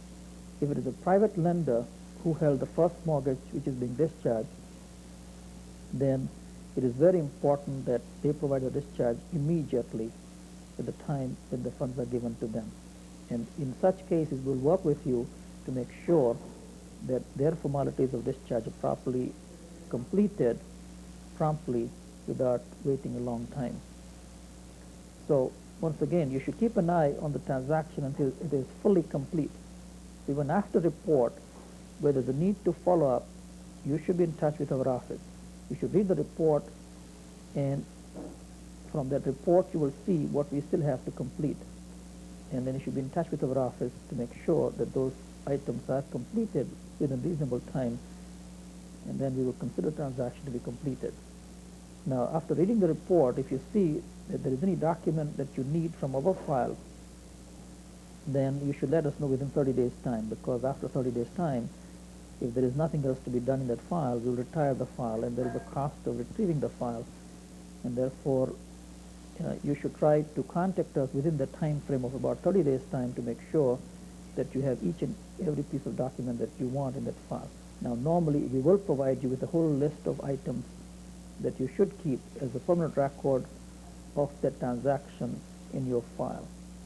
But there are a number of documents that are not always relevant or may not be important from our point of view, but you might wish to keep a copy, and if so, you should let us know. Typical mortgage transaction, and that will minimize the amount of time and difficulty in your understanding the transaction, and also in terms of dealing with us as solicitors acting for you and a client. If you understand the transaction better, it creates for better understanding, and also minimize the cost, and it will also help our relationship with you as solicitor and client. We look forward to working with you over a long time, and I hope you enjoyed watching this video, and I hope that it has been good information for you. If you found that information was helpful and that you have a friend who might benefit from it, we'll be pleased to lend the video to him. If you are going through a transaction, we would ask that you return this videotape at the time of closing, and if you have a friend that wishes to borrow this videotape and is not going through the transaction, we'll take a deposit from him, which deposit will return as soon as the videotape has been returned to our office. Thank you, and hope you enjoyed this.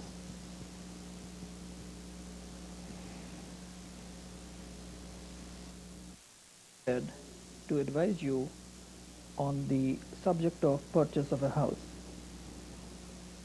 The purchase of a house has become a complex arrangement today, and we need to guide you through a whole maze of laws for you to buy a house.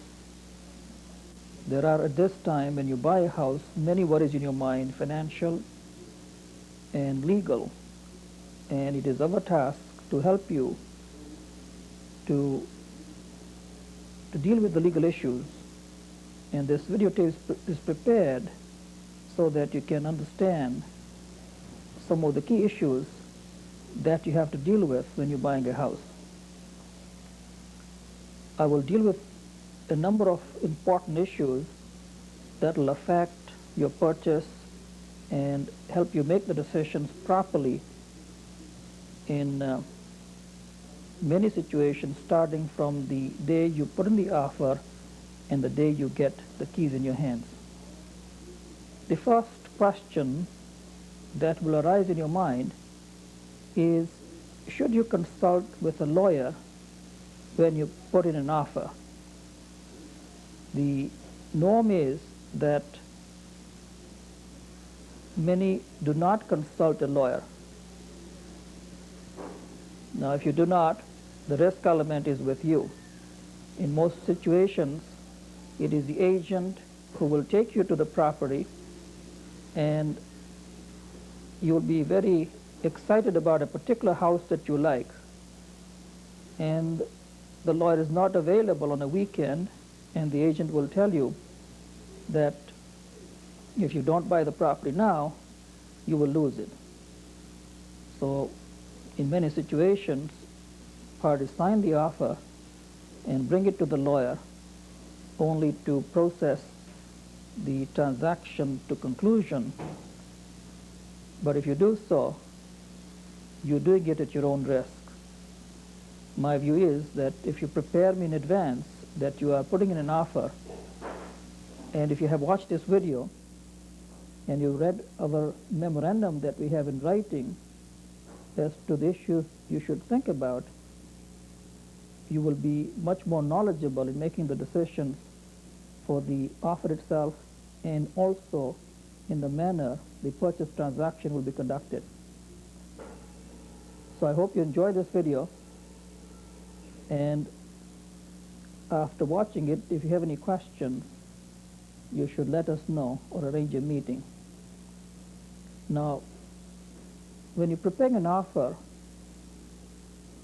one of the key things you should have in the offer is the mention of the survey. A survey is a document which shows the position of the building on the lot. And there are two types of surveys. One is a survey that shows the location of streets and the location of your particular lot in the subdivision. Now, that is not the survey that I am concerned about. It is more important that you have the survey which shows the location of the house on the lot. In newer buildings, this is often not prepared until after the foundation has been laid. So you may not be able to obtain it until after the builder has prepared the survey and the foundation has been laid. But in any event, for a new house or an old one, it is most important that you have a survey. And you should mention this in the agreement of purchase and sale. Now, the survey has more reasons than just the location of the house on it. The main reason for the survey is to determine that the house is properly located on the lot pursuant to the bylaws in your municipality. There are bylaws enacted by each municipality to require the house to be constructed with certain distances from the front of the borderline of your property and also distances from the side of the boundary of your property. This is called side yard and setback requirements of the bylaws. and there has to be compliance with those requirements. What we do is that after you provide us with the survey, we will send it with a fee to the municipality, and we will ask them to give us a letter of compliance to ensure that your property is complying with the requirements of the bylaw. Now, there are other reasons also for the survey. You can find from the survey easements. An easement is such a thing as a common driveway, or your eaves trough is protruding over the neighbor's property, or you have a hydro wire or a pathway going through your property. All these items should be showing up in your survey. So accordingly, it is, in my view, very important that you obtain the survey or you have provided for it in your offer. It is no good having the survey the day before closing. I've seen offers in which it is mentioned that the survey will be provided on or before closing. This is not good enough. In fact, it should be provided to you at the time of the purchase agreement being signed or soon thereafter, and in any event well before your so-called requisition date in the offer is up. Because after you provide the survey to us, we have to send a letter to the municipality, and the municipality has to find the time to give us a reply showing compliance. Now, if you're in a hurry, it is not going to be possible for us to persuade the municipality that they should cut short their time of normal replies. Most municipalities are well behind in replies to the lawyers. So if you bring the survey late, it will be difficult to obtain compliance, and you may lose out on ensuring that there is proper compliance with the side yard and setback requirements of your property. Now, each offer should contain not only the description of the property, namely the municipal address, which is your street address, but also the lot and plan number. Now, the lot and plan number are usually shown on the very top side of the offer. It simply says lot number 12, 13, or whatever it is, and then a plan number in the municipality. This is required for the purpose of our searching the title for you. If your agent has not put it in there, we will have difficulty tracking down the lot and plan number. It is possible to do so, it just takes a little bit longer and extra searching to do that. Now, sometimes there can be a mistake about the lot and plan number also, and if you have the lot and plan number mentioned, the mistakes are avoided. Now, the other point I'd like to discuss with you is the timing as to how long does it take to close the transaction of purchase and sale. This is very often asked of us, and many clients I found that they wait until the last moment before they provide us with an offer. Now, there are several timing requirements. Firstly, how long does it take to complete a purchase transaction after the offer has been signed? Now, it is possible to do it very quickly, but if you do the search rather in a hurried fashion, or you do not obtain all the answers, the risk element is yours. I would recommend that you have at least about a month's time before closing, before you expect a lawyer to do all the searching that is required to be done properly and give you proper answers to those questions. And if you hear from agents and other parties that you can do it quicker, my view is that you should understand the procedures that are required to be completed before you get that kind of an opinion from other people.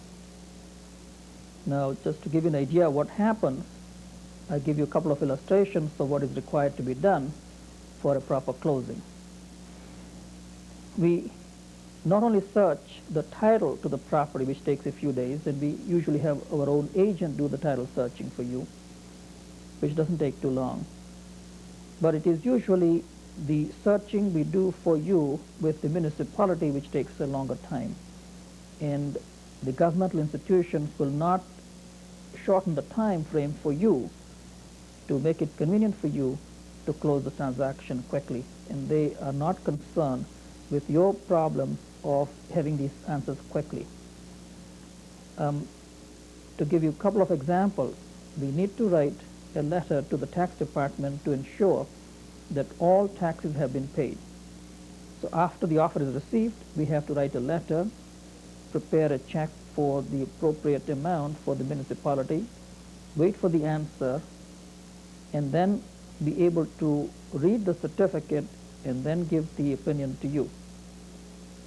The time sequence takes a few days by mail, 3 or 4 days just for the mail to reach the municipality, and the same length of time for them to reply back.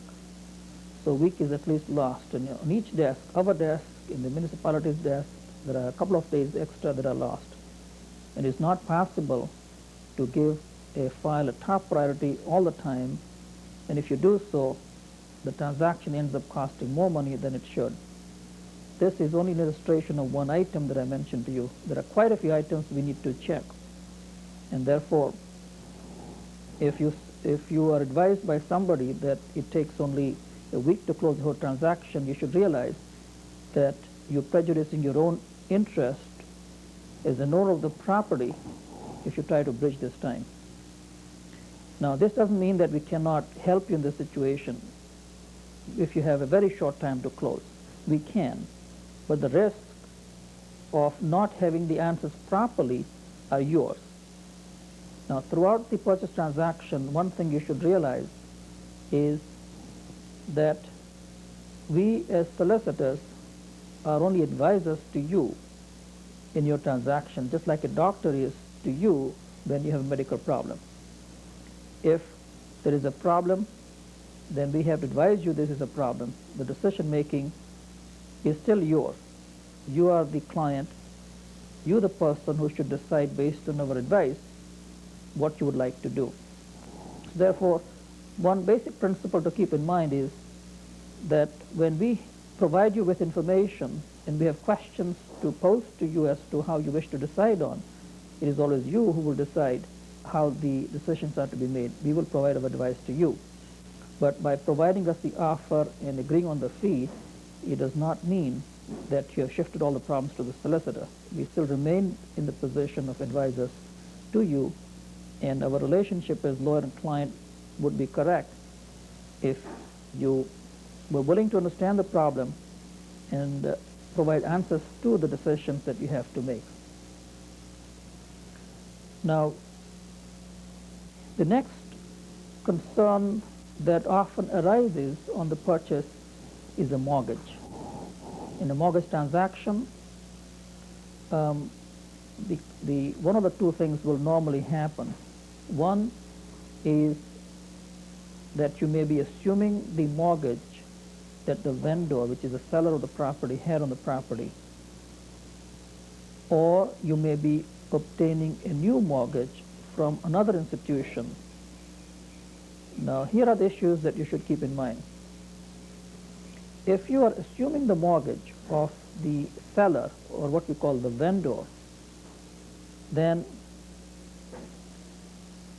what we will do is to simply ask the vendor's solicitor to provide us with a letter from the bank, or what we call technically mortgagee, as to the amount that is outstanding on that mortgage at the time of closing.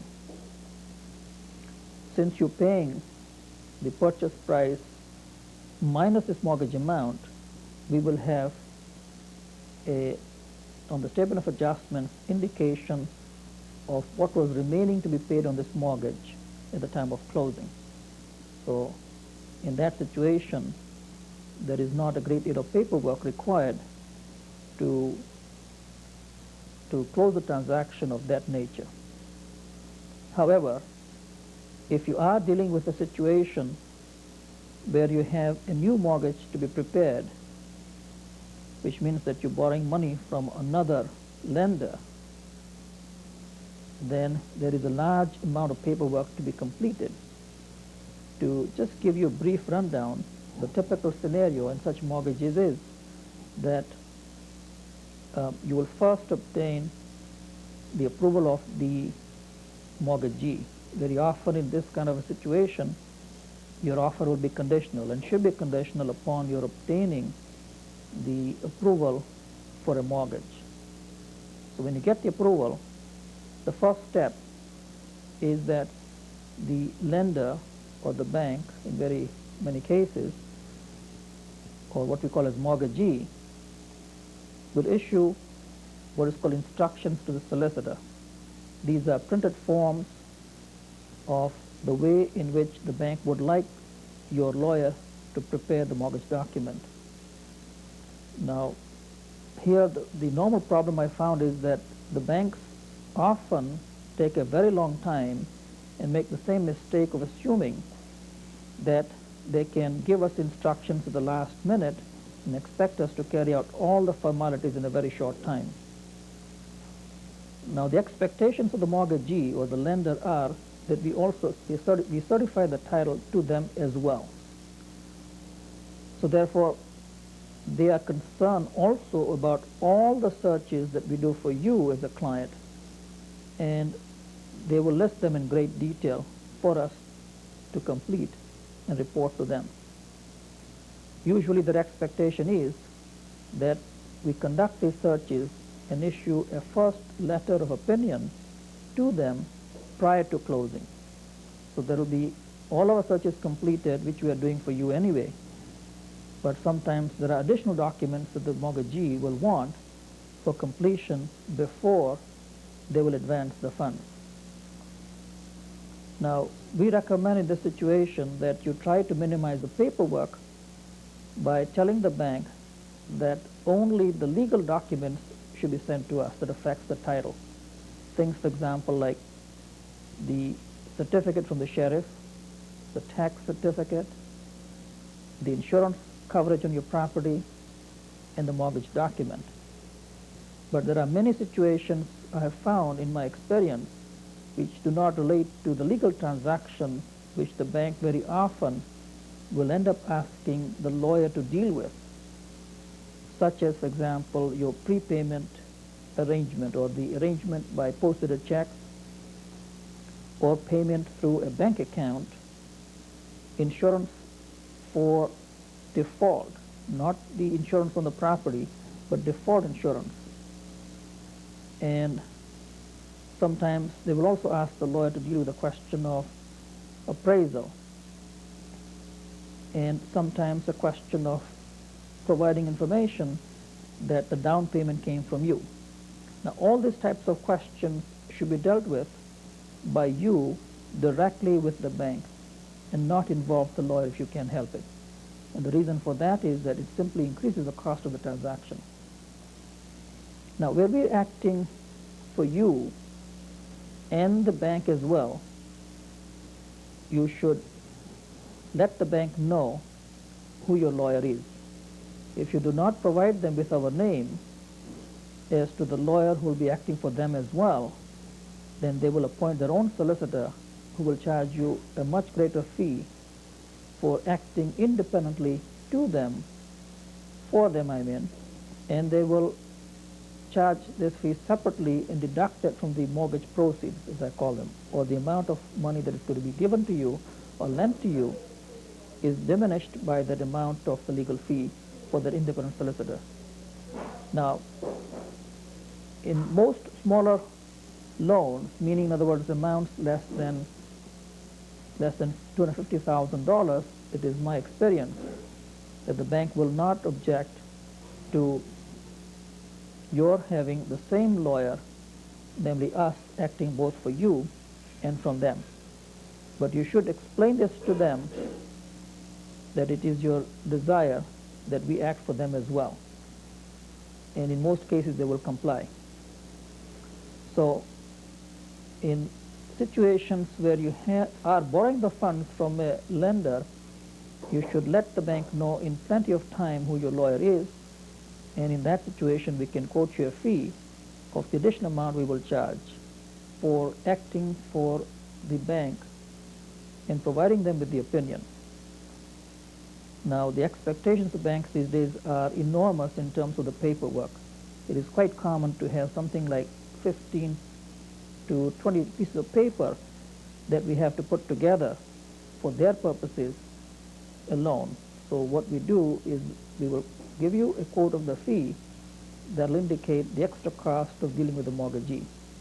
If we have a very difficult mortgagee asking for large amounts of other items, then the cost can be even higher. Therefore, it is very important that you know what the bank expects and you obtain their instructions and bring them to us as soon as you have them. Now, here also, it is my experience that the banks do not communicate properly with you as to what their expectations are.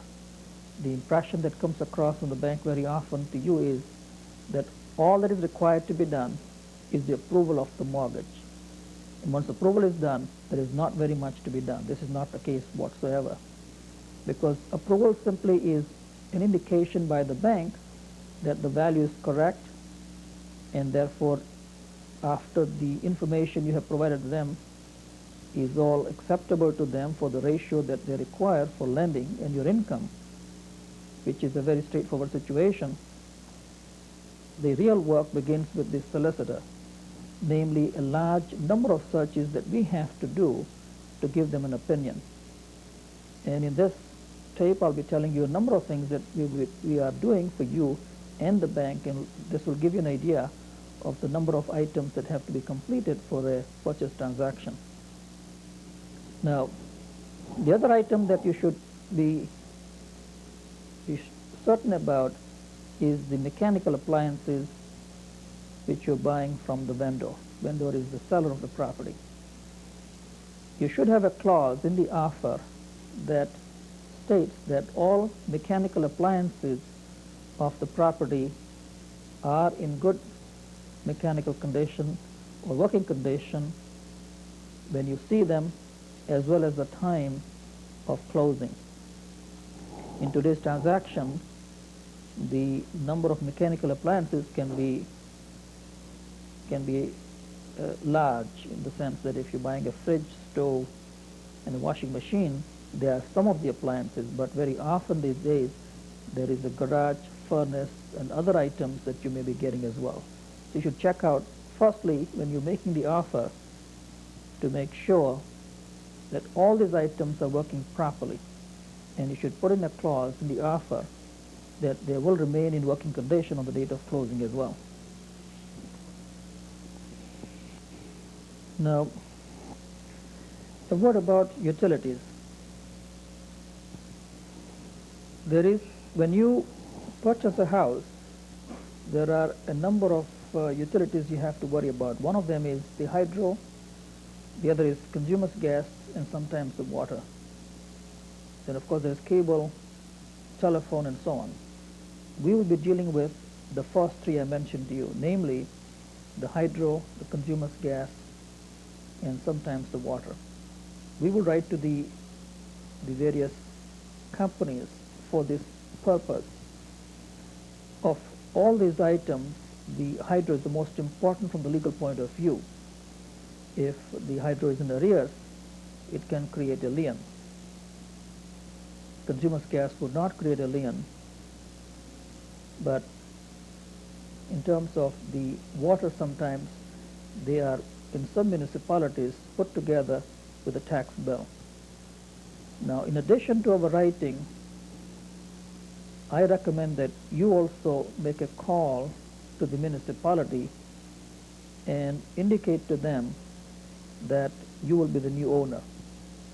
Ask them on the phone that you wish to be advised as to any arrears that may be outstanding at that time. And if you find that there are any abnormal amount of arrears, not the normal bill, but the exceptional amount of arrears outstanding, then you should let me know as well.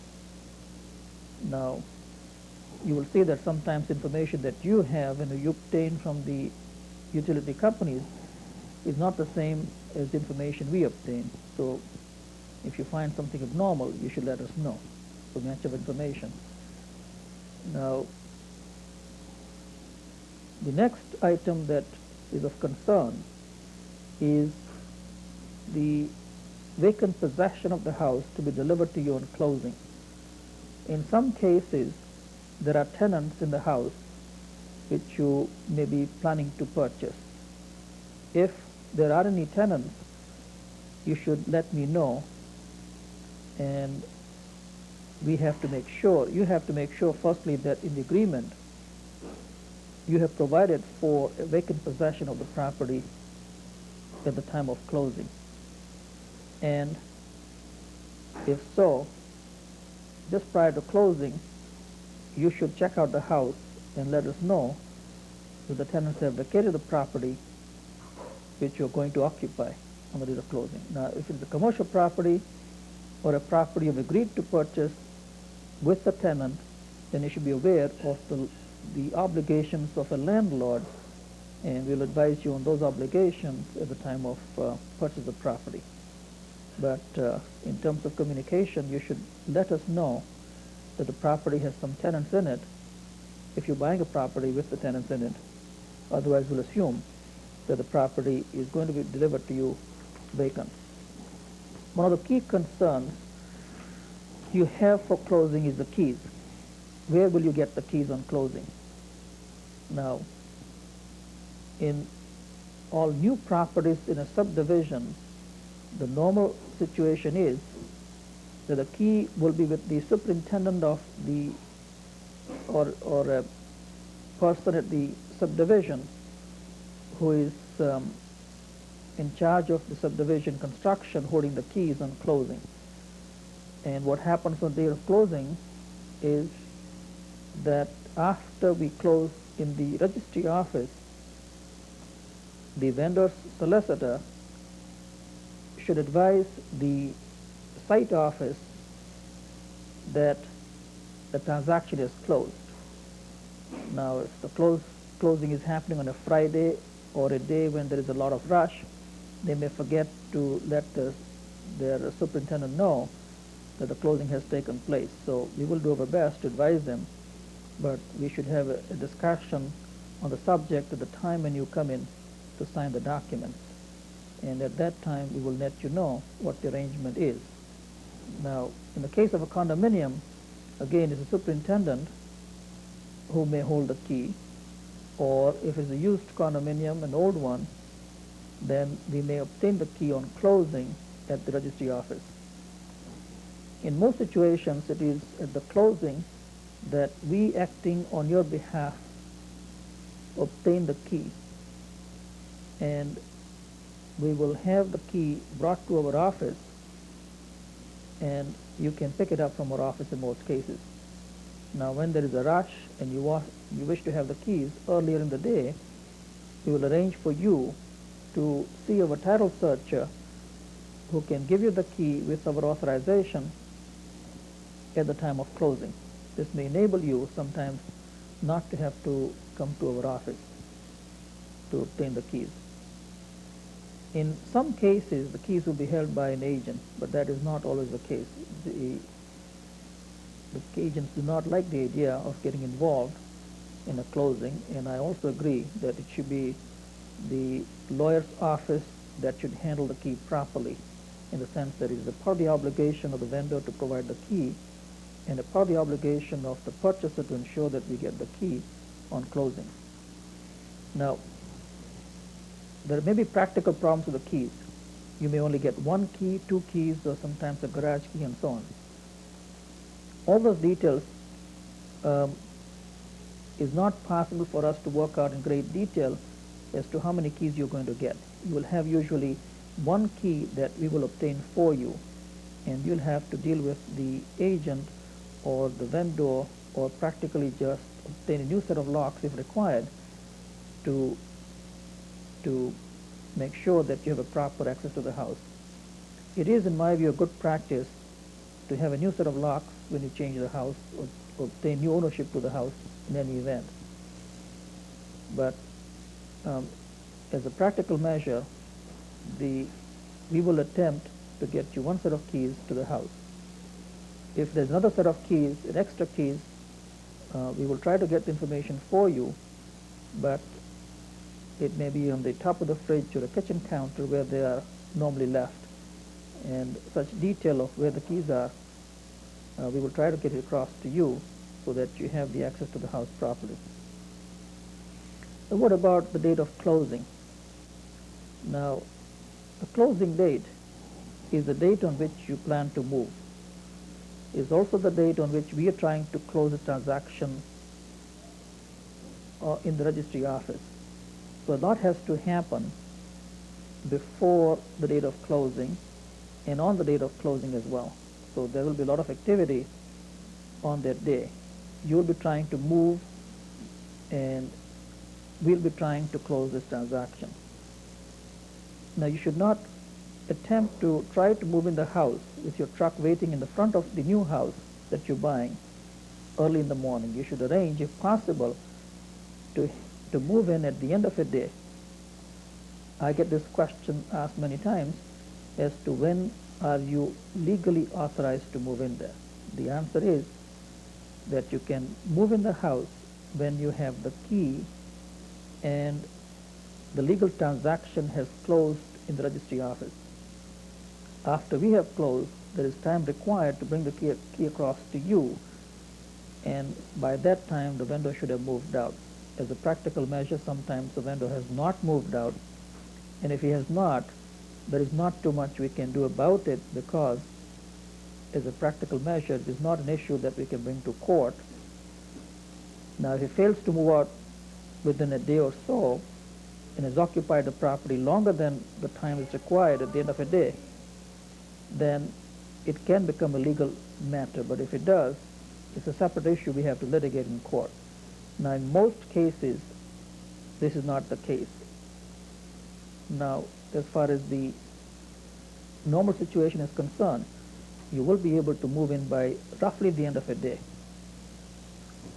Therefore, if you have a van helping you to move, then I would advise you not to have the van, your moving people, reach the new house before the end of a day, and that's roughly about 4:30.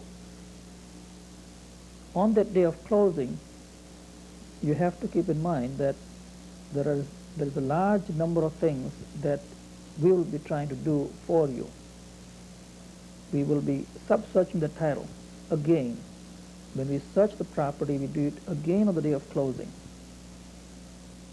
We search executions, which is judgments against the vendor on closing.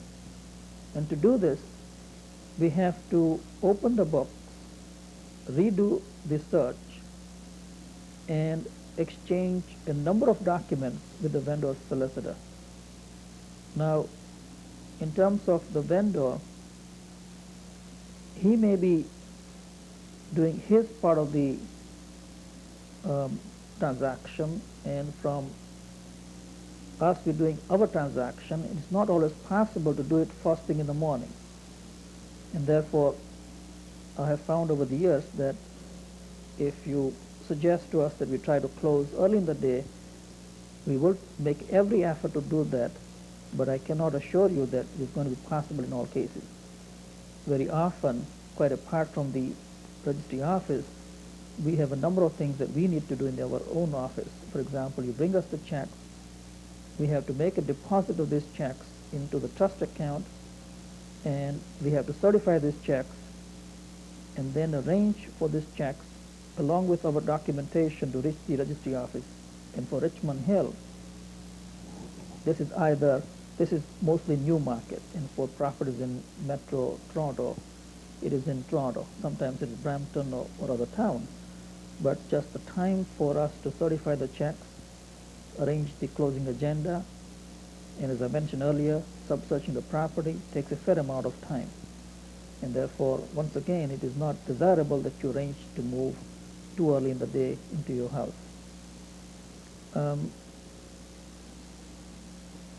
In terms of the day of closing, I mentioned to you about the checks. Now, just prior to closing, perhaps I'll give you a word about what happens after the offer has been signed by you and given to us in the day of closing. To give you a glimpse of what we do, we will set out the various letters for searches that I mentioned to you. We will write to the other solicitor letters on your behalf to make what is called requisition. We will write the first letter to tell him that we want a declaration of possession. We want them to give us a number of documents to us that are required pursuant to the laws in Ontario and Canada. For example, we need to make sure that the vendor is a resident of Canada. We have to make sure that if he's married, that his spouse is consenting to signing off the deed. We have to obtain the letter of the what I call the mortgagee, which is the bank, if you're assuming the mortgage. The vendor will prepare a statement of adjustments and send it to us. The vendor will also, his solicitor will prepare a deed and send it to us. We check all those things. We check the statement of adjustments. And therefore, there's a fair exchange of documentation between the vendor and the purchaser solicitor prior to closing. And also a fair amount of correspondence between us and the municipalities and the utility companies prior to closing. And with the mortgage, there's a fair amount of exchange between us and the mortgagee. So there is, in a modern transaction, we are often the middle party in the whole communication process. We are dealing with a large number of people, at least 10 to 12 different institutions or people who will provide us with the answers that we require on your behalf to successfully close. And that includes your insurance agent as well, because we need to insure the property and have it ready to make sure that the property is covered from the date of closing. All these searches will be conducted, and we will be ready for you to come in to sign the documents just prior to closing. Now, I would recommend that if you have not heard from us, that you call us just about a week before closing to make sure that everything is okay. By that time, you will have told us the way you're taking title. We will have talked to you about the way in the title should be taken. And just a word about the taking of the title, I should mention that in most situations where husband and wife are as a family taking title, they will take title jointly. So when the deed is prepared and sent to us, we will have checked out the deed to make sure that the title was properly shown on the deed. The modern deeds show the title along with the dates of birth. So we will have asked you for the date of birth, and that will show up on the deed as well. And we will have a document prepared in our office called a direction that will confirm the way your name will be showing up, your date of birth, and if you're taking the property with your spouse, it will also show up the joint ownership. So all this exchange of documentation will happen, and as I said, just a week before closing, we will be ready to start talking to you a number of situations to make sure things are moving correctly. So the mortgagee is ready, and if there are title questions, we'll communicate with you on the phone to make sure that these questions are resolved well before the date of closing. The important decisions must not be made just before closing, they must be made well before closing. And where we need to advise you on those issues, we will be discussing on the phone. If the issue is very important, then we should have a meeting about the subject. If the transaction is not proceeding correctly and we expect what is called a tender, then we will let you know about it, and then we should have a meeting on that subject or talk in detail on the phone so that you're aware of your legal rights well before the date of closing. So we now approach the day or two prior to closing when we should have a meeting to sign the documents. You'll be signing at that time a number of documents which the vendor wants you to sign, such as in a new house, he will want you to sign a document that indicates that you will not do the grading, that you will observe the terms of allowing the vendor to have access to the property for repairs and so on, and a number of other documents which will explain to you when you come in the office. But the meeting will be arranged just prior to closing, and if you have not heard from us, you should call us and let us know. Now, before you come to this meeting, we will have informed you also of the amount of money you should bring at that time for the closing. And that amount of money is the fund for closing required by the vendor, plus the various disbursements that we have incurred on your behalf, and the other fees at the same time. Now, it is not possible for us to postpone and bill you after the closing. Our practice is that our check should be brought to us along with the other disbursements that you have to pay for the closing of the transaction. Now, one of the questions that concerns the clients very often is the amount that is required for the closing. We will try to give this amount to you a few days before closing. But to give you an idea, perhaps I should explain to you what these things are and how they work, because this is a question that affects most of the purchasers very, very much indeed, because many of you may be first-time buyers, or you are buying a house and you put all your money together, and the amount that is required becomes extremely important to you. So the first item I should explain is what is a statement of adjustments. Now, the statement of adjustments is the statement of the vendor prepared by the vendor's solicitor to indicate the purchase price to you. So this document has an indication on the top right corner, the purchase price. On the left-hand side is the second column in which the various amounts are listed which are to be deducted from the purchase price, such as any amount that you may be assuming for the mortgage. If you paid in most cases you'll have paid a deposit for the purchase. That deposit will show up on the left-hand column. Now, the next item you will see very often is the tax adjustment. What we do for tax adjustment is that we will have obtained from the municipality a tax certificate which will show to us the amount of tax that the vendor has paid until a certain date.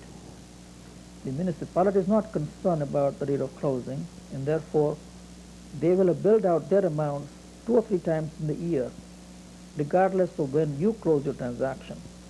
So what we do is to take this amount for the whole year, which is a calendar year, January to December, and in that time frame, depending on which part of the year you're closing in, the vendor will have paid certain amounts of money as tax payments for that property. We will make a daily adjustment of the total amount.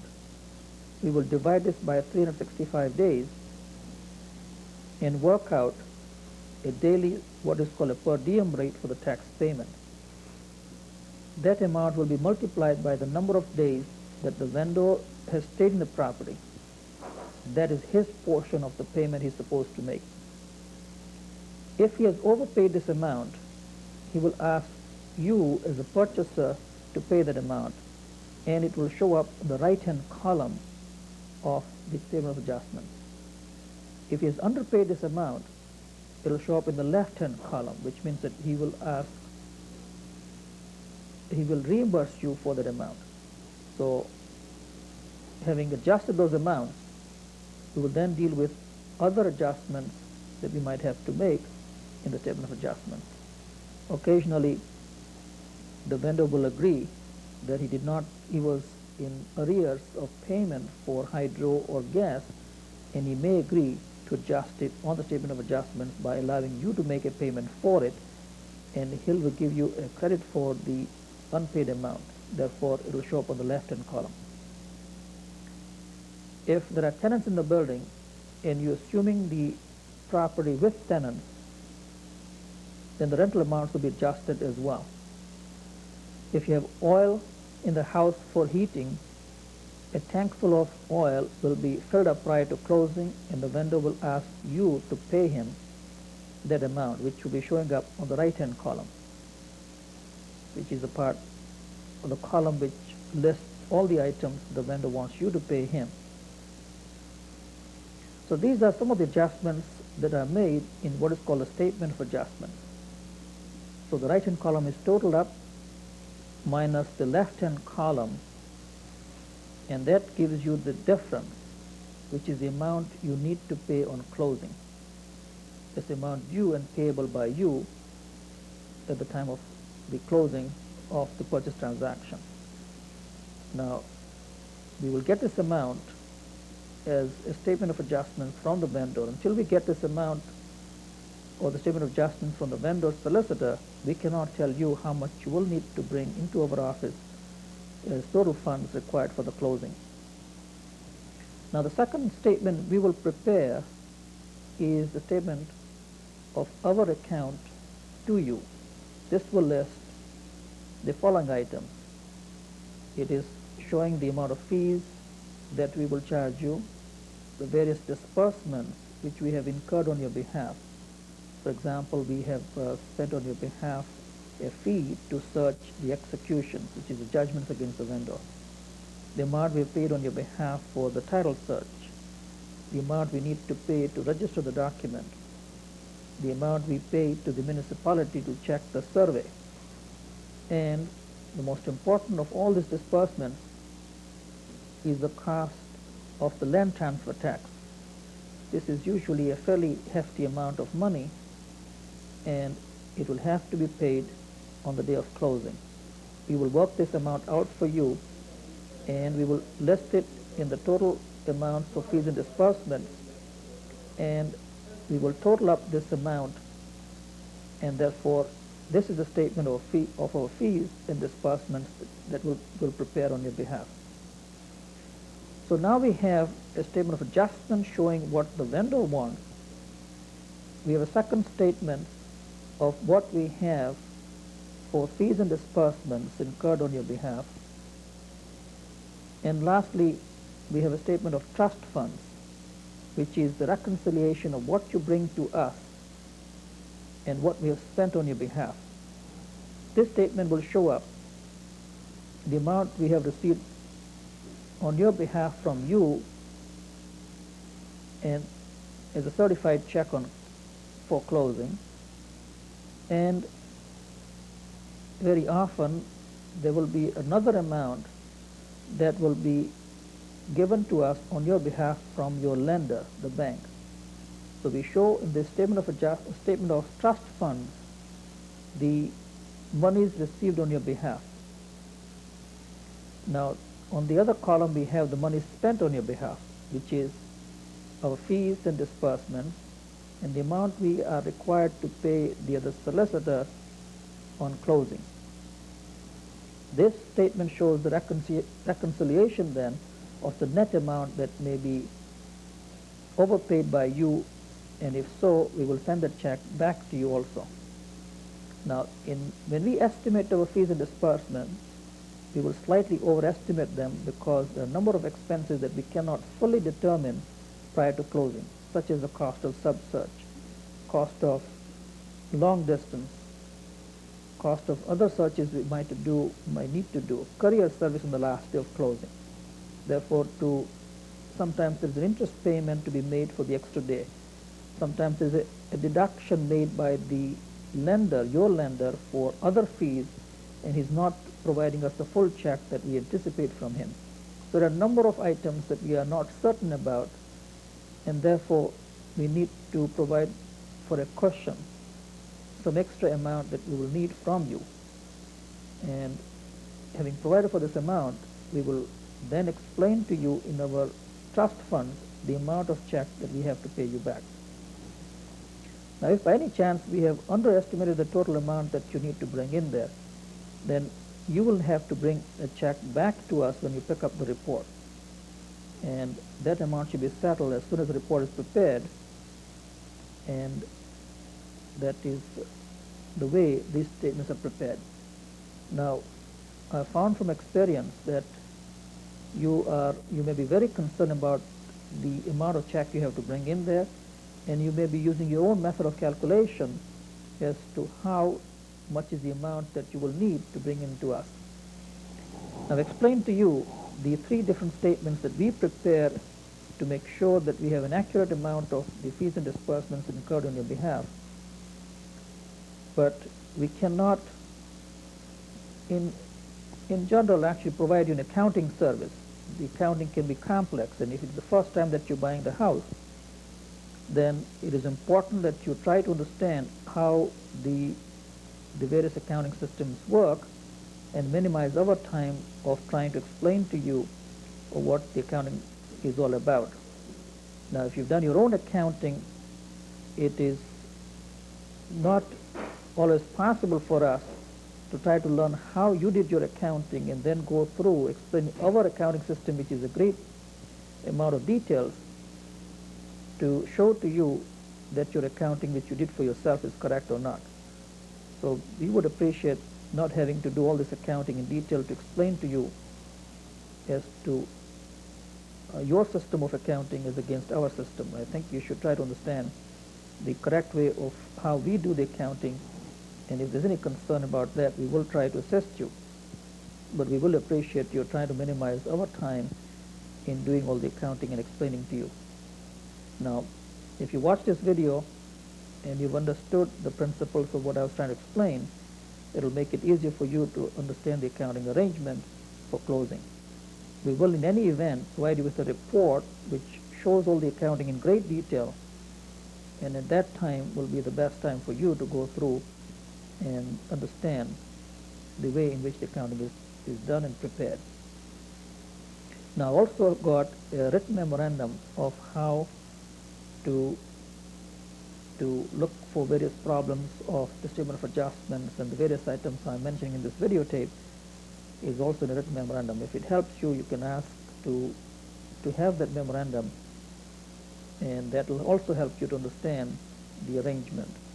So we will appreciate your minimizing our time, especially on the phone, to try to say that we should to have us recite to you all the accounting arrangement on the phone. If you have a fax, please let us know, and what we will try to do is to send you a faxed copy of the statement of adjustments, and you may be able to see it from there. But the best time, from my experience, is to do it at the time of closing. You'll be able to see the statement of adjustments, but the statement of account will be finalized after closing. Therefore, we'll provide you with a statement of account after closing with our report, and you can check it out at that time. Now, what about easements? I mentioned to you earlier that if you have a survey, it will show up in the survey if you have any easements. And as I mentioned to you earlier, an easement is a right of a neighbor or some other person to encroach on your property. In the past, when there were in a farm property, the common type of an easement was a situation where the neighbor was allowed or had a right of way over your property. He could have a pathway to walk across your property or to drive his motor vehicle across the property, and this is typically what an easement is for an older property. But there are many other modern versions of the easements as well. If you have a hydro wire coming into your property, the hydro department will have taken an easement to allow the hydro department to reach your house. Sometimes there is an easement for the telephone. So you should try to understand these easements, and when you are seeing a property with a view to buying it, you should ask the agent if there is any easement on the property. So the typical examples of easements are a common driveway, the telephone and hydro, as I mentioned to you, coming into your property, a pathway, or sometimes a fence that has been inside your property by the neighbor that has been there for a large number of years. And if it has been there for a large number of years, he will have acquired the right to keep the fence within your property. Now, all these things will show up properly in a survey. but a surveyor always does not see what may be happening to the property over the years. So if you have a country property or an older property, there are more acute problems of easements that you should be aware of. And if you have additional questions on this subject, you should let me know so that we can advise you on this subject in more detail. Now, a word about new properties and the HUDAC. What used to be called HUDAC is now called the New Home Warranty Plan. The government in Ontario has expanded the role of the New Home Warranty Plan in the recent years. And now the amount of deposit is covered. For example, $20,000 is covered by the New Home Warranty Plan, so that if the builder goes bankrupt, the government will stand behind you and ensure you that you get this amount back. The other benefit that the new warranty plan has provided to the purchasers for a new house is the warranty for workmanship and against structure for certain time periods. The basic warranty is for 1 year's time, and for a new house, what will typically happen is that the builder will ask you to meet with him just prior to closing to list all the deficiencies that you can find in the property in that particular house. You should make a complete list as detailed as possible and write it down and give a copy to the vendor and keep the other copy with you. I think you should also provide one copy to us for our file keeping. Now this will form the list of the items that the builder will complete for you after closing. But in many offers, the wording indicates that this is a total list of the items the vendor will complete, and no other item will be done in addition to this list. However, in spite of that wording, it should be possible, in my view, to make a proper complaint against to the new home warranty plan in the event that the vendor does not complete any other item which is not listed.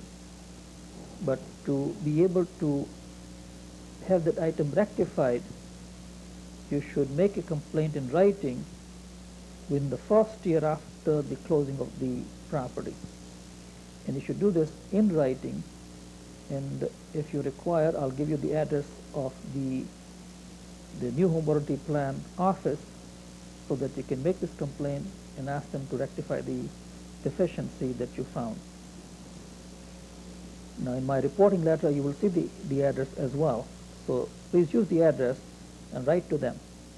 We will not get involved in this situation unless you want us to get involved. It is not the normal part of the purchase transaction. It is something independent, and we'll be pleased to deal with it if you want us to deal with it later after closing. But if we deal with it, we will be charging a separate fee for that purpose. Now in terms of the structural warranty, the vendor is required to warranty through the new home warranty plan the structure for a full 5-year period. Typically, it is the basement that creates a problem. When the house is newly built, the house is settling in the ground and cracks may develop through which the water may seep. Therefore, it is, from the construction point of view, advisable that you do not finish a basement in the first year or so. And after you have seen that the settling is not creating any problem, and if there is a problem, you should be notifying the HUDAC plan in writing again within the first 5 years' time. Now, more recently, the new home warranty plan has provided extended coverage or protection to you for delayed closing. So if you have a closing on a certain date and the builder does not provide you with a closing on a proper time, then you may have certain remedies to go and obtain against the vendor. But if those extra problems do develop, these are not the normal part of a purchase transaction, and we would have to charge you separate fees for such separate additional problems that may arise, which are unrelated to title searching and closing this transaction. In the time when the property prices are rising very rapidly, the builder is not as amenable to helping you do the various completion of the work as he is in the recession times. So it's very important that when you are making an offer, you look for a vendor who has a very good reputation. The reputation can help you get your minor items completed without difficulty after the date of closing. Now, I've seen many situations where you have to write many letters, and if it does happen, the best remedy is the complaint to the new home ownership plan. And if you want us to get involved in getting the vendor to do certain things pursuant to the purchase agreement, then we'll be happy to assist you. But this will be a separate matter from the normal purchase transaction, and we'll bill you separately for it. Now, a word about communications with you. When we first get the offer from you, if you have done a closing before, then we will have your address, your name, and your phone numbers, and we will know where to reach you. But the first time we are dealing with you, then you should make sure that we have your full address of the location where you're presently residing and your various telephone numbers. And these numbers include the number of your office, the telephone number of your wife's office, the phone number, if you have a mobile number, of that telephone number, and if you have a fax number, that fax number as well. So we should be able to reach you instantly if required to make sure that we communicate thoroughly for the purpose of carrying out this transaction. You should also get our phone numbers and fax numbers to make sure that you can reach us. In most normal situations, the communication with you will be conducted through my staff. The fee structure in most purchase transactions today does not allow us to deal with every legal issue personally as solicitors. And we attempt to minimize the cost of the fees by having trained staff deal with most of the routine items. So many questions and answers will be communicated to you through our staff. We will also communicate with you through letters. The first letter we write often is very detailed in my case of 2 or 3 pages.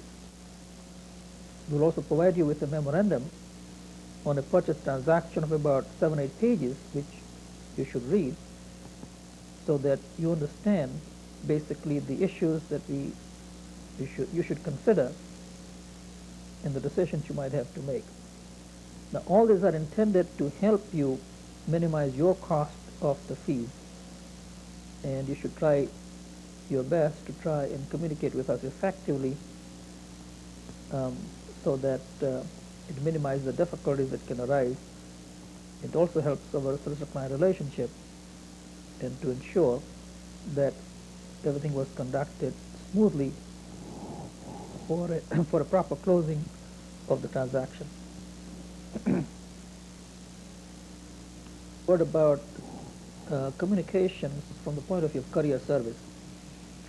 If you are in a great rush to complete the closing, and sometimes even if you're not, we need to use the courier service for you to do some of the communicating.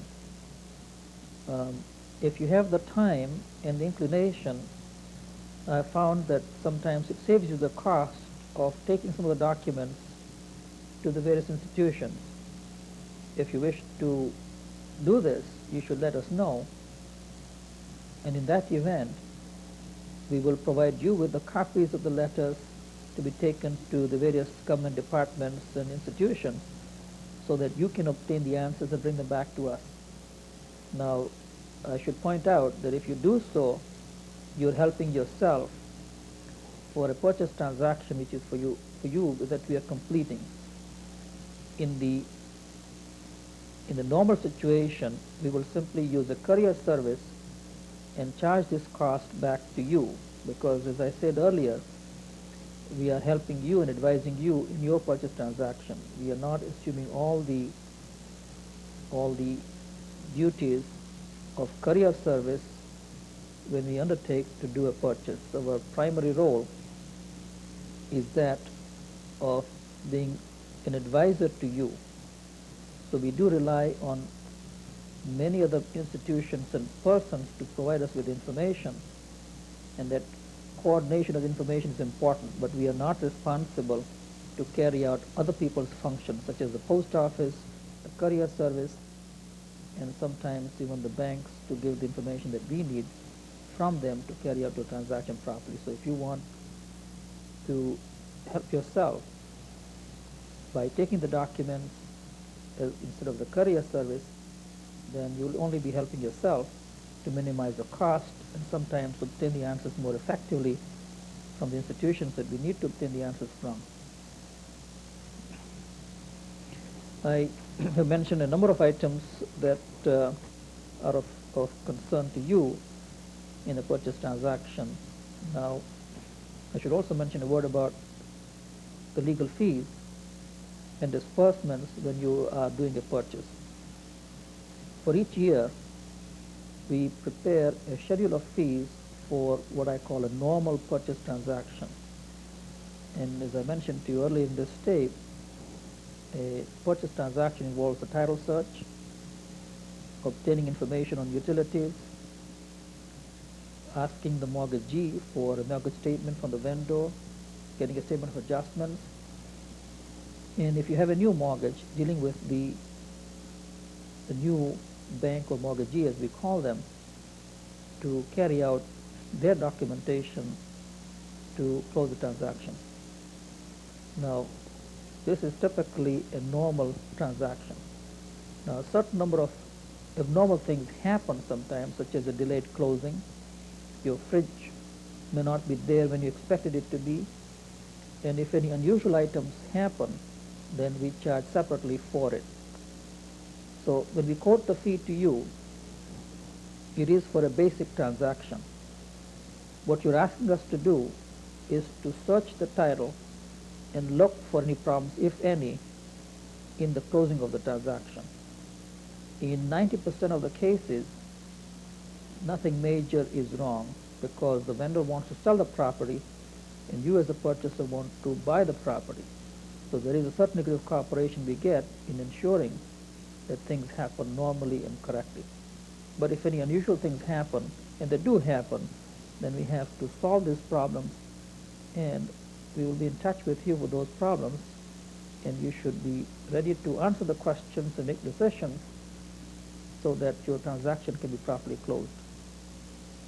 So we will quote a fee to you for the basic normal transaction, which is in a separate fee schedule, and it changes every year. As I mentioned earlier, the two basic costs that you may be concerned about is a basic fee for the purchase and a basic fee for the mortgage transaction if it's a new mortgage. And these are the two costs that are relating to fees.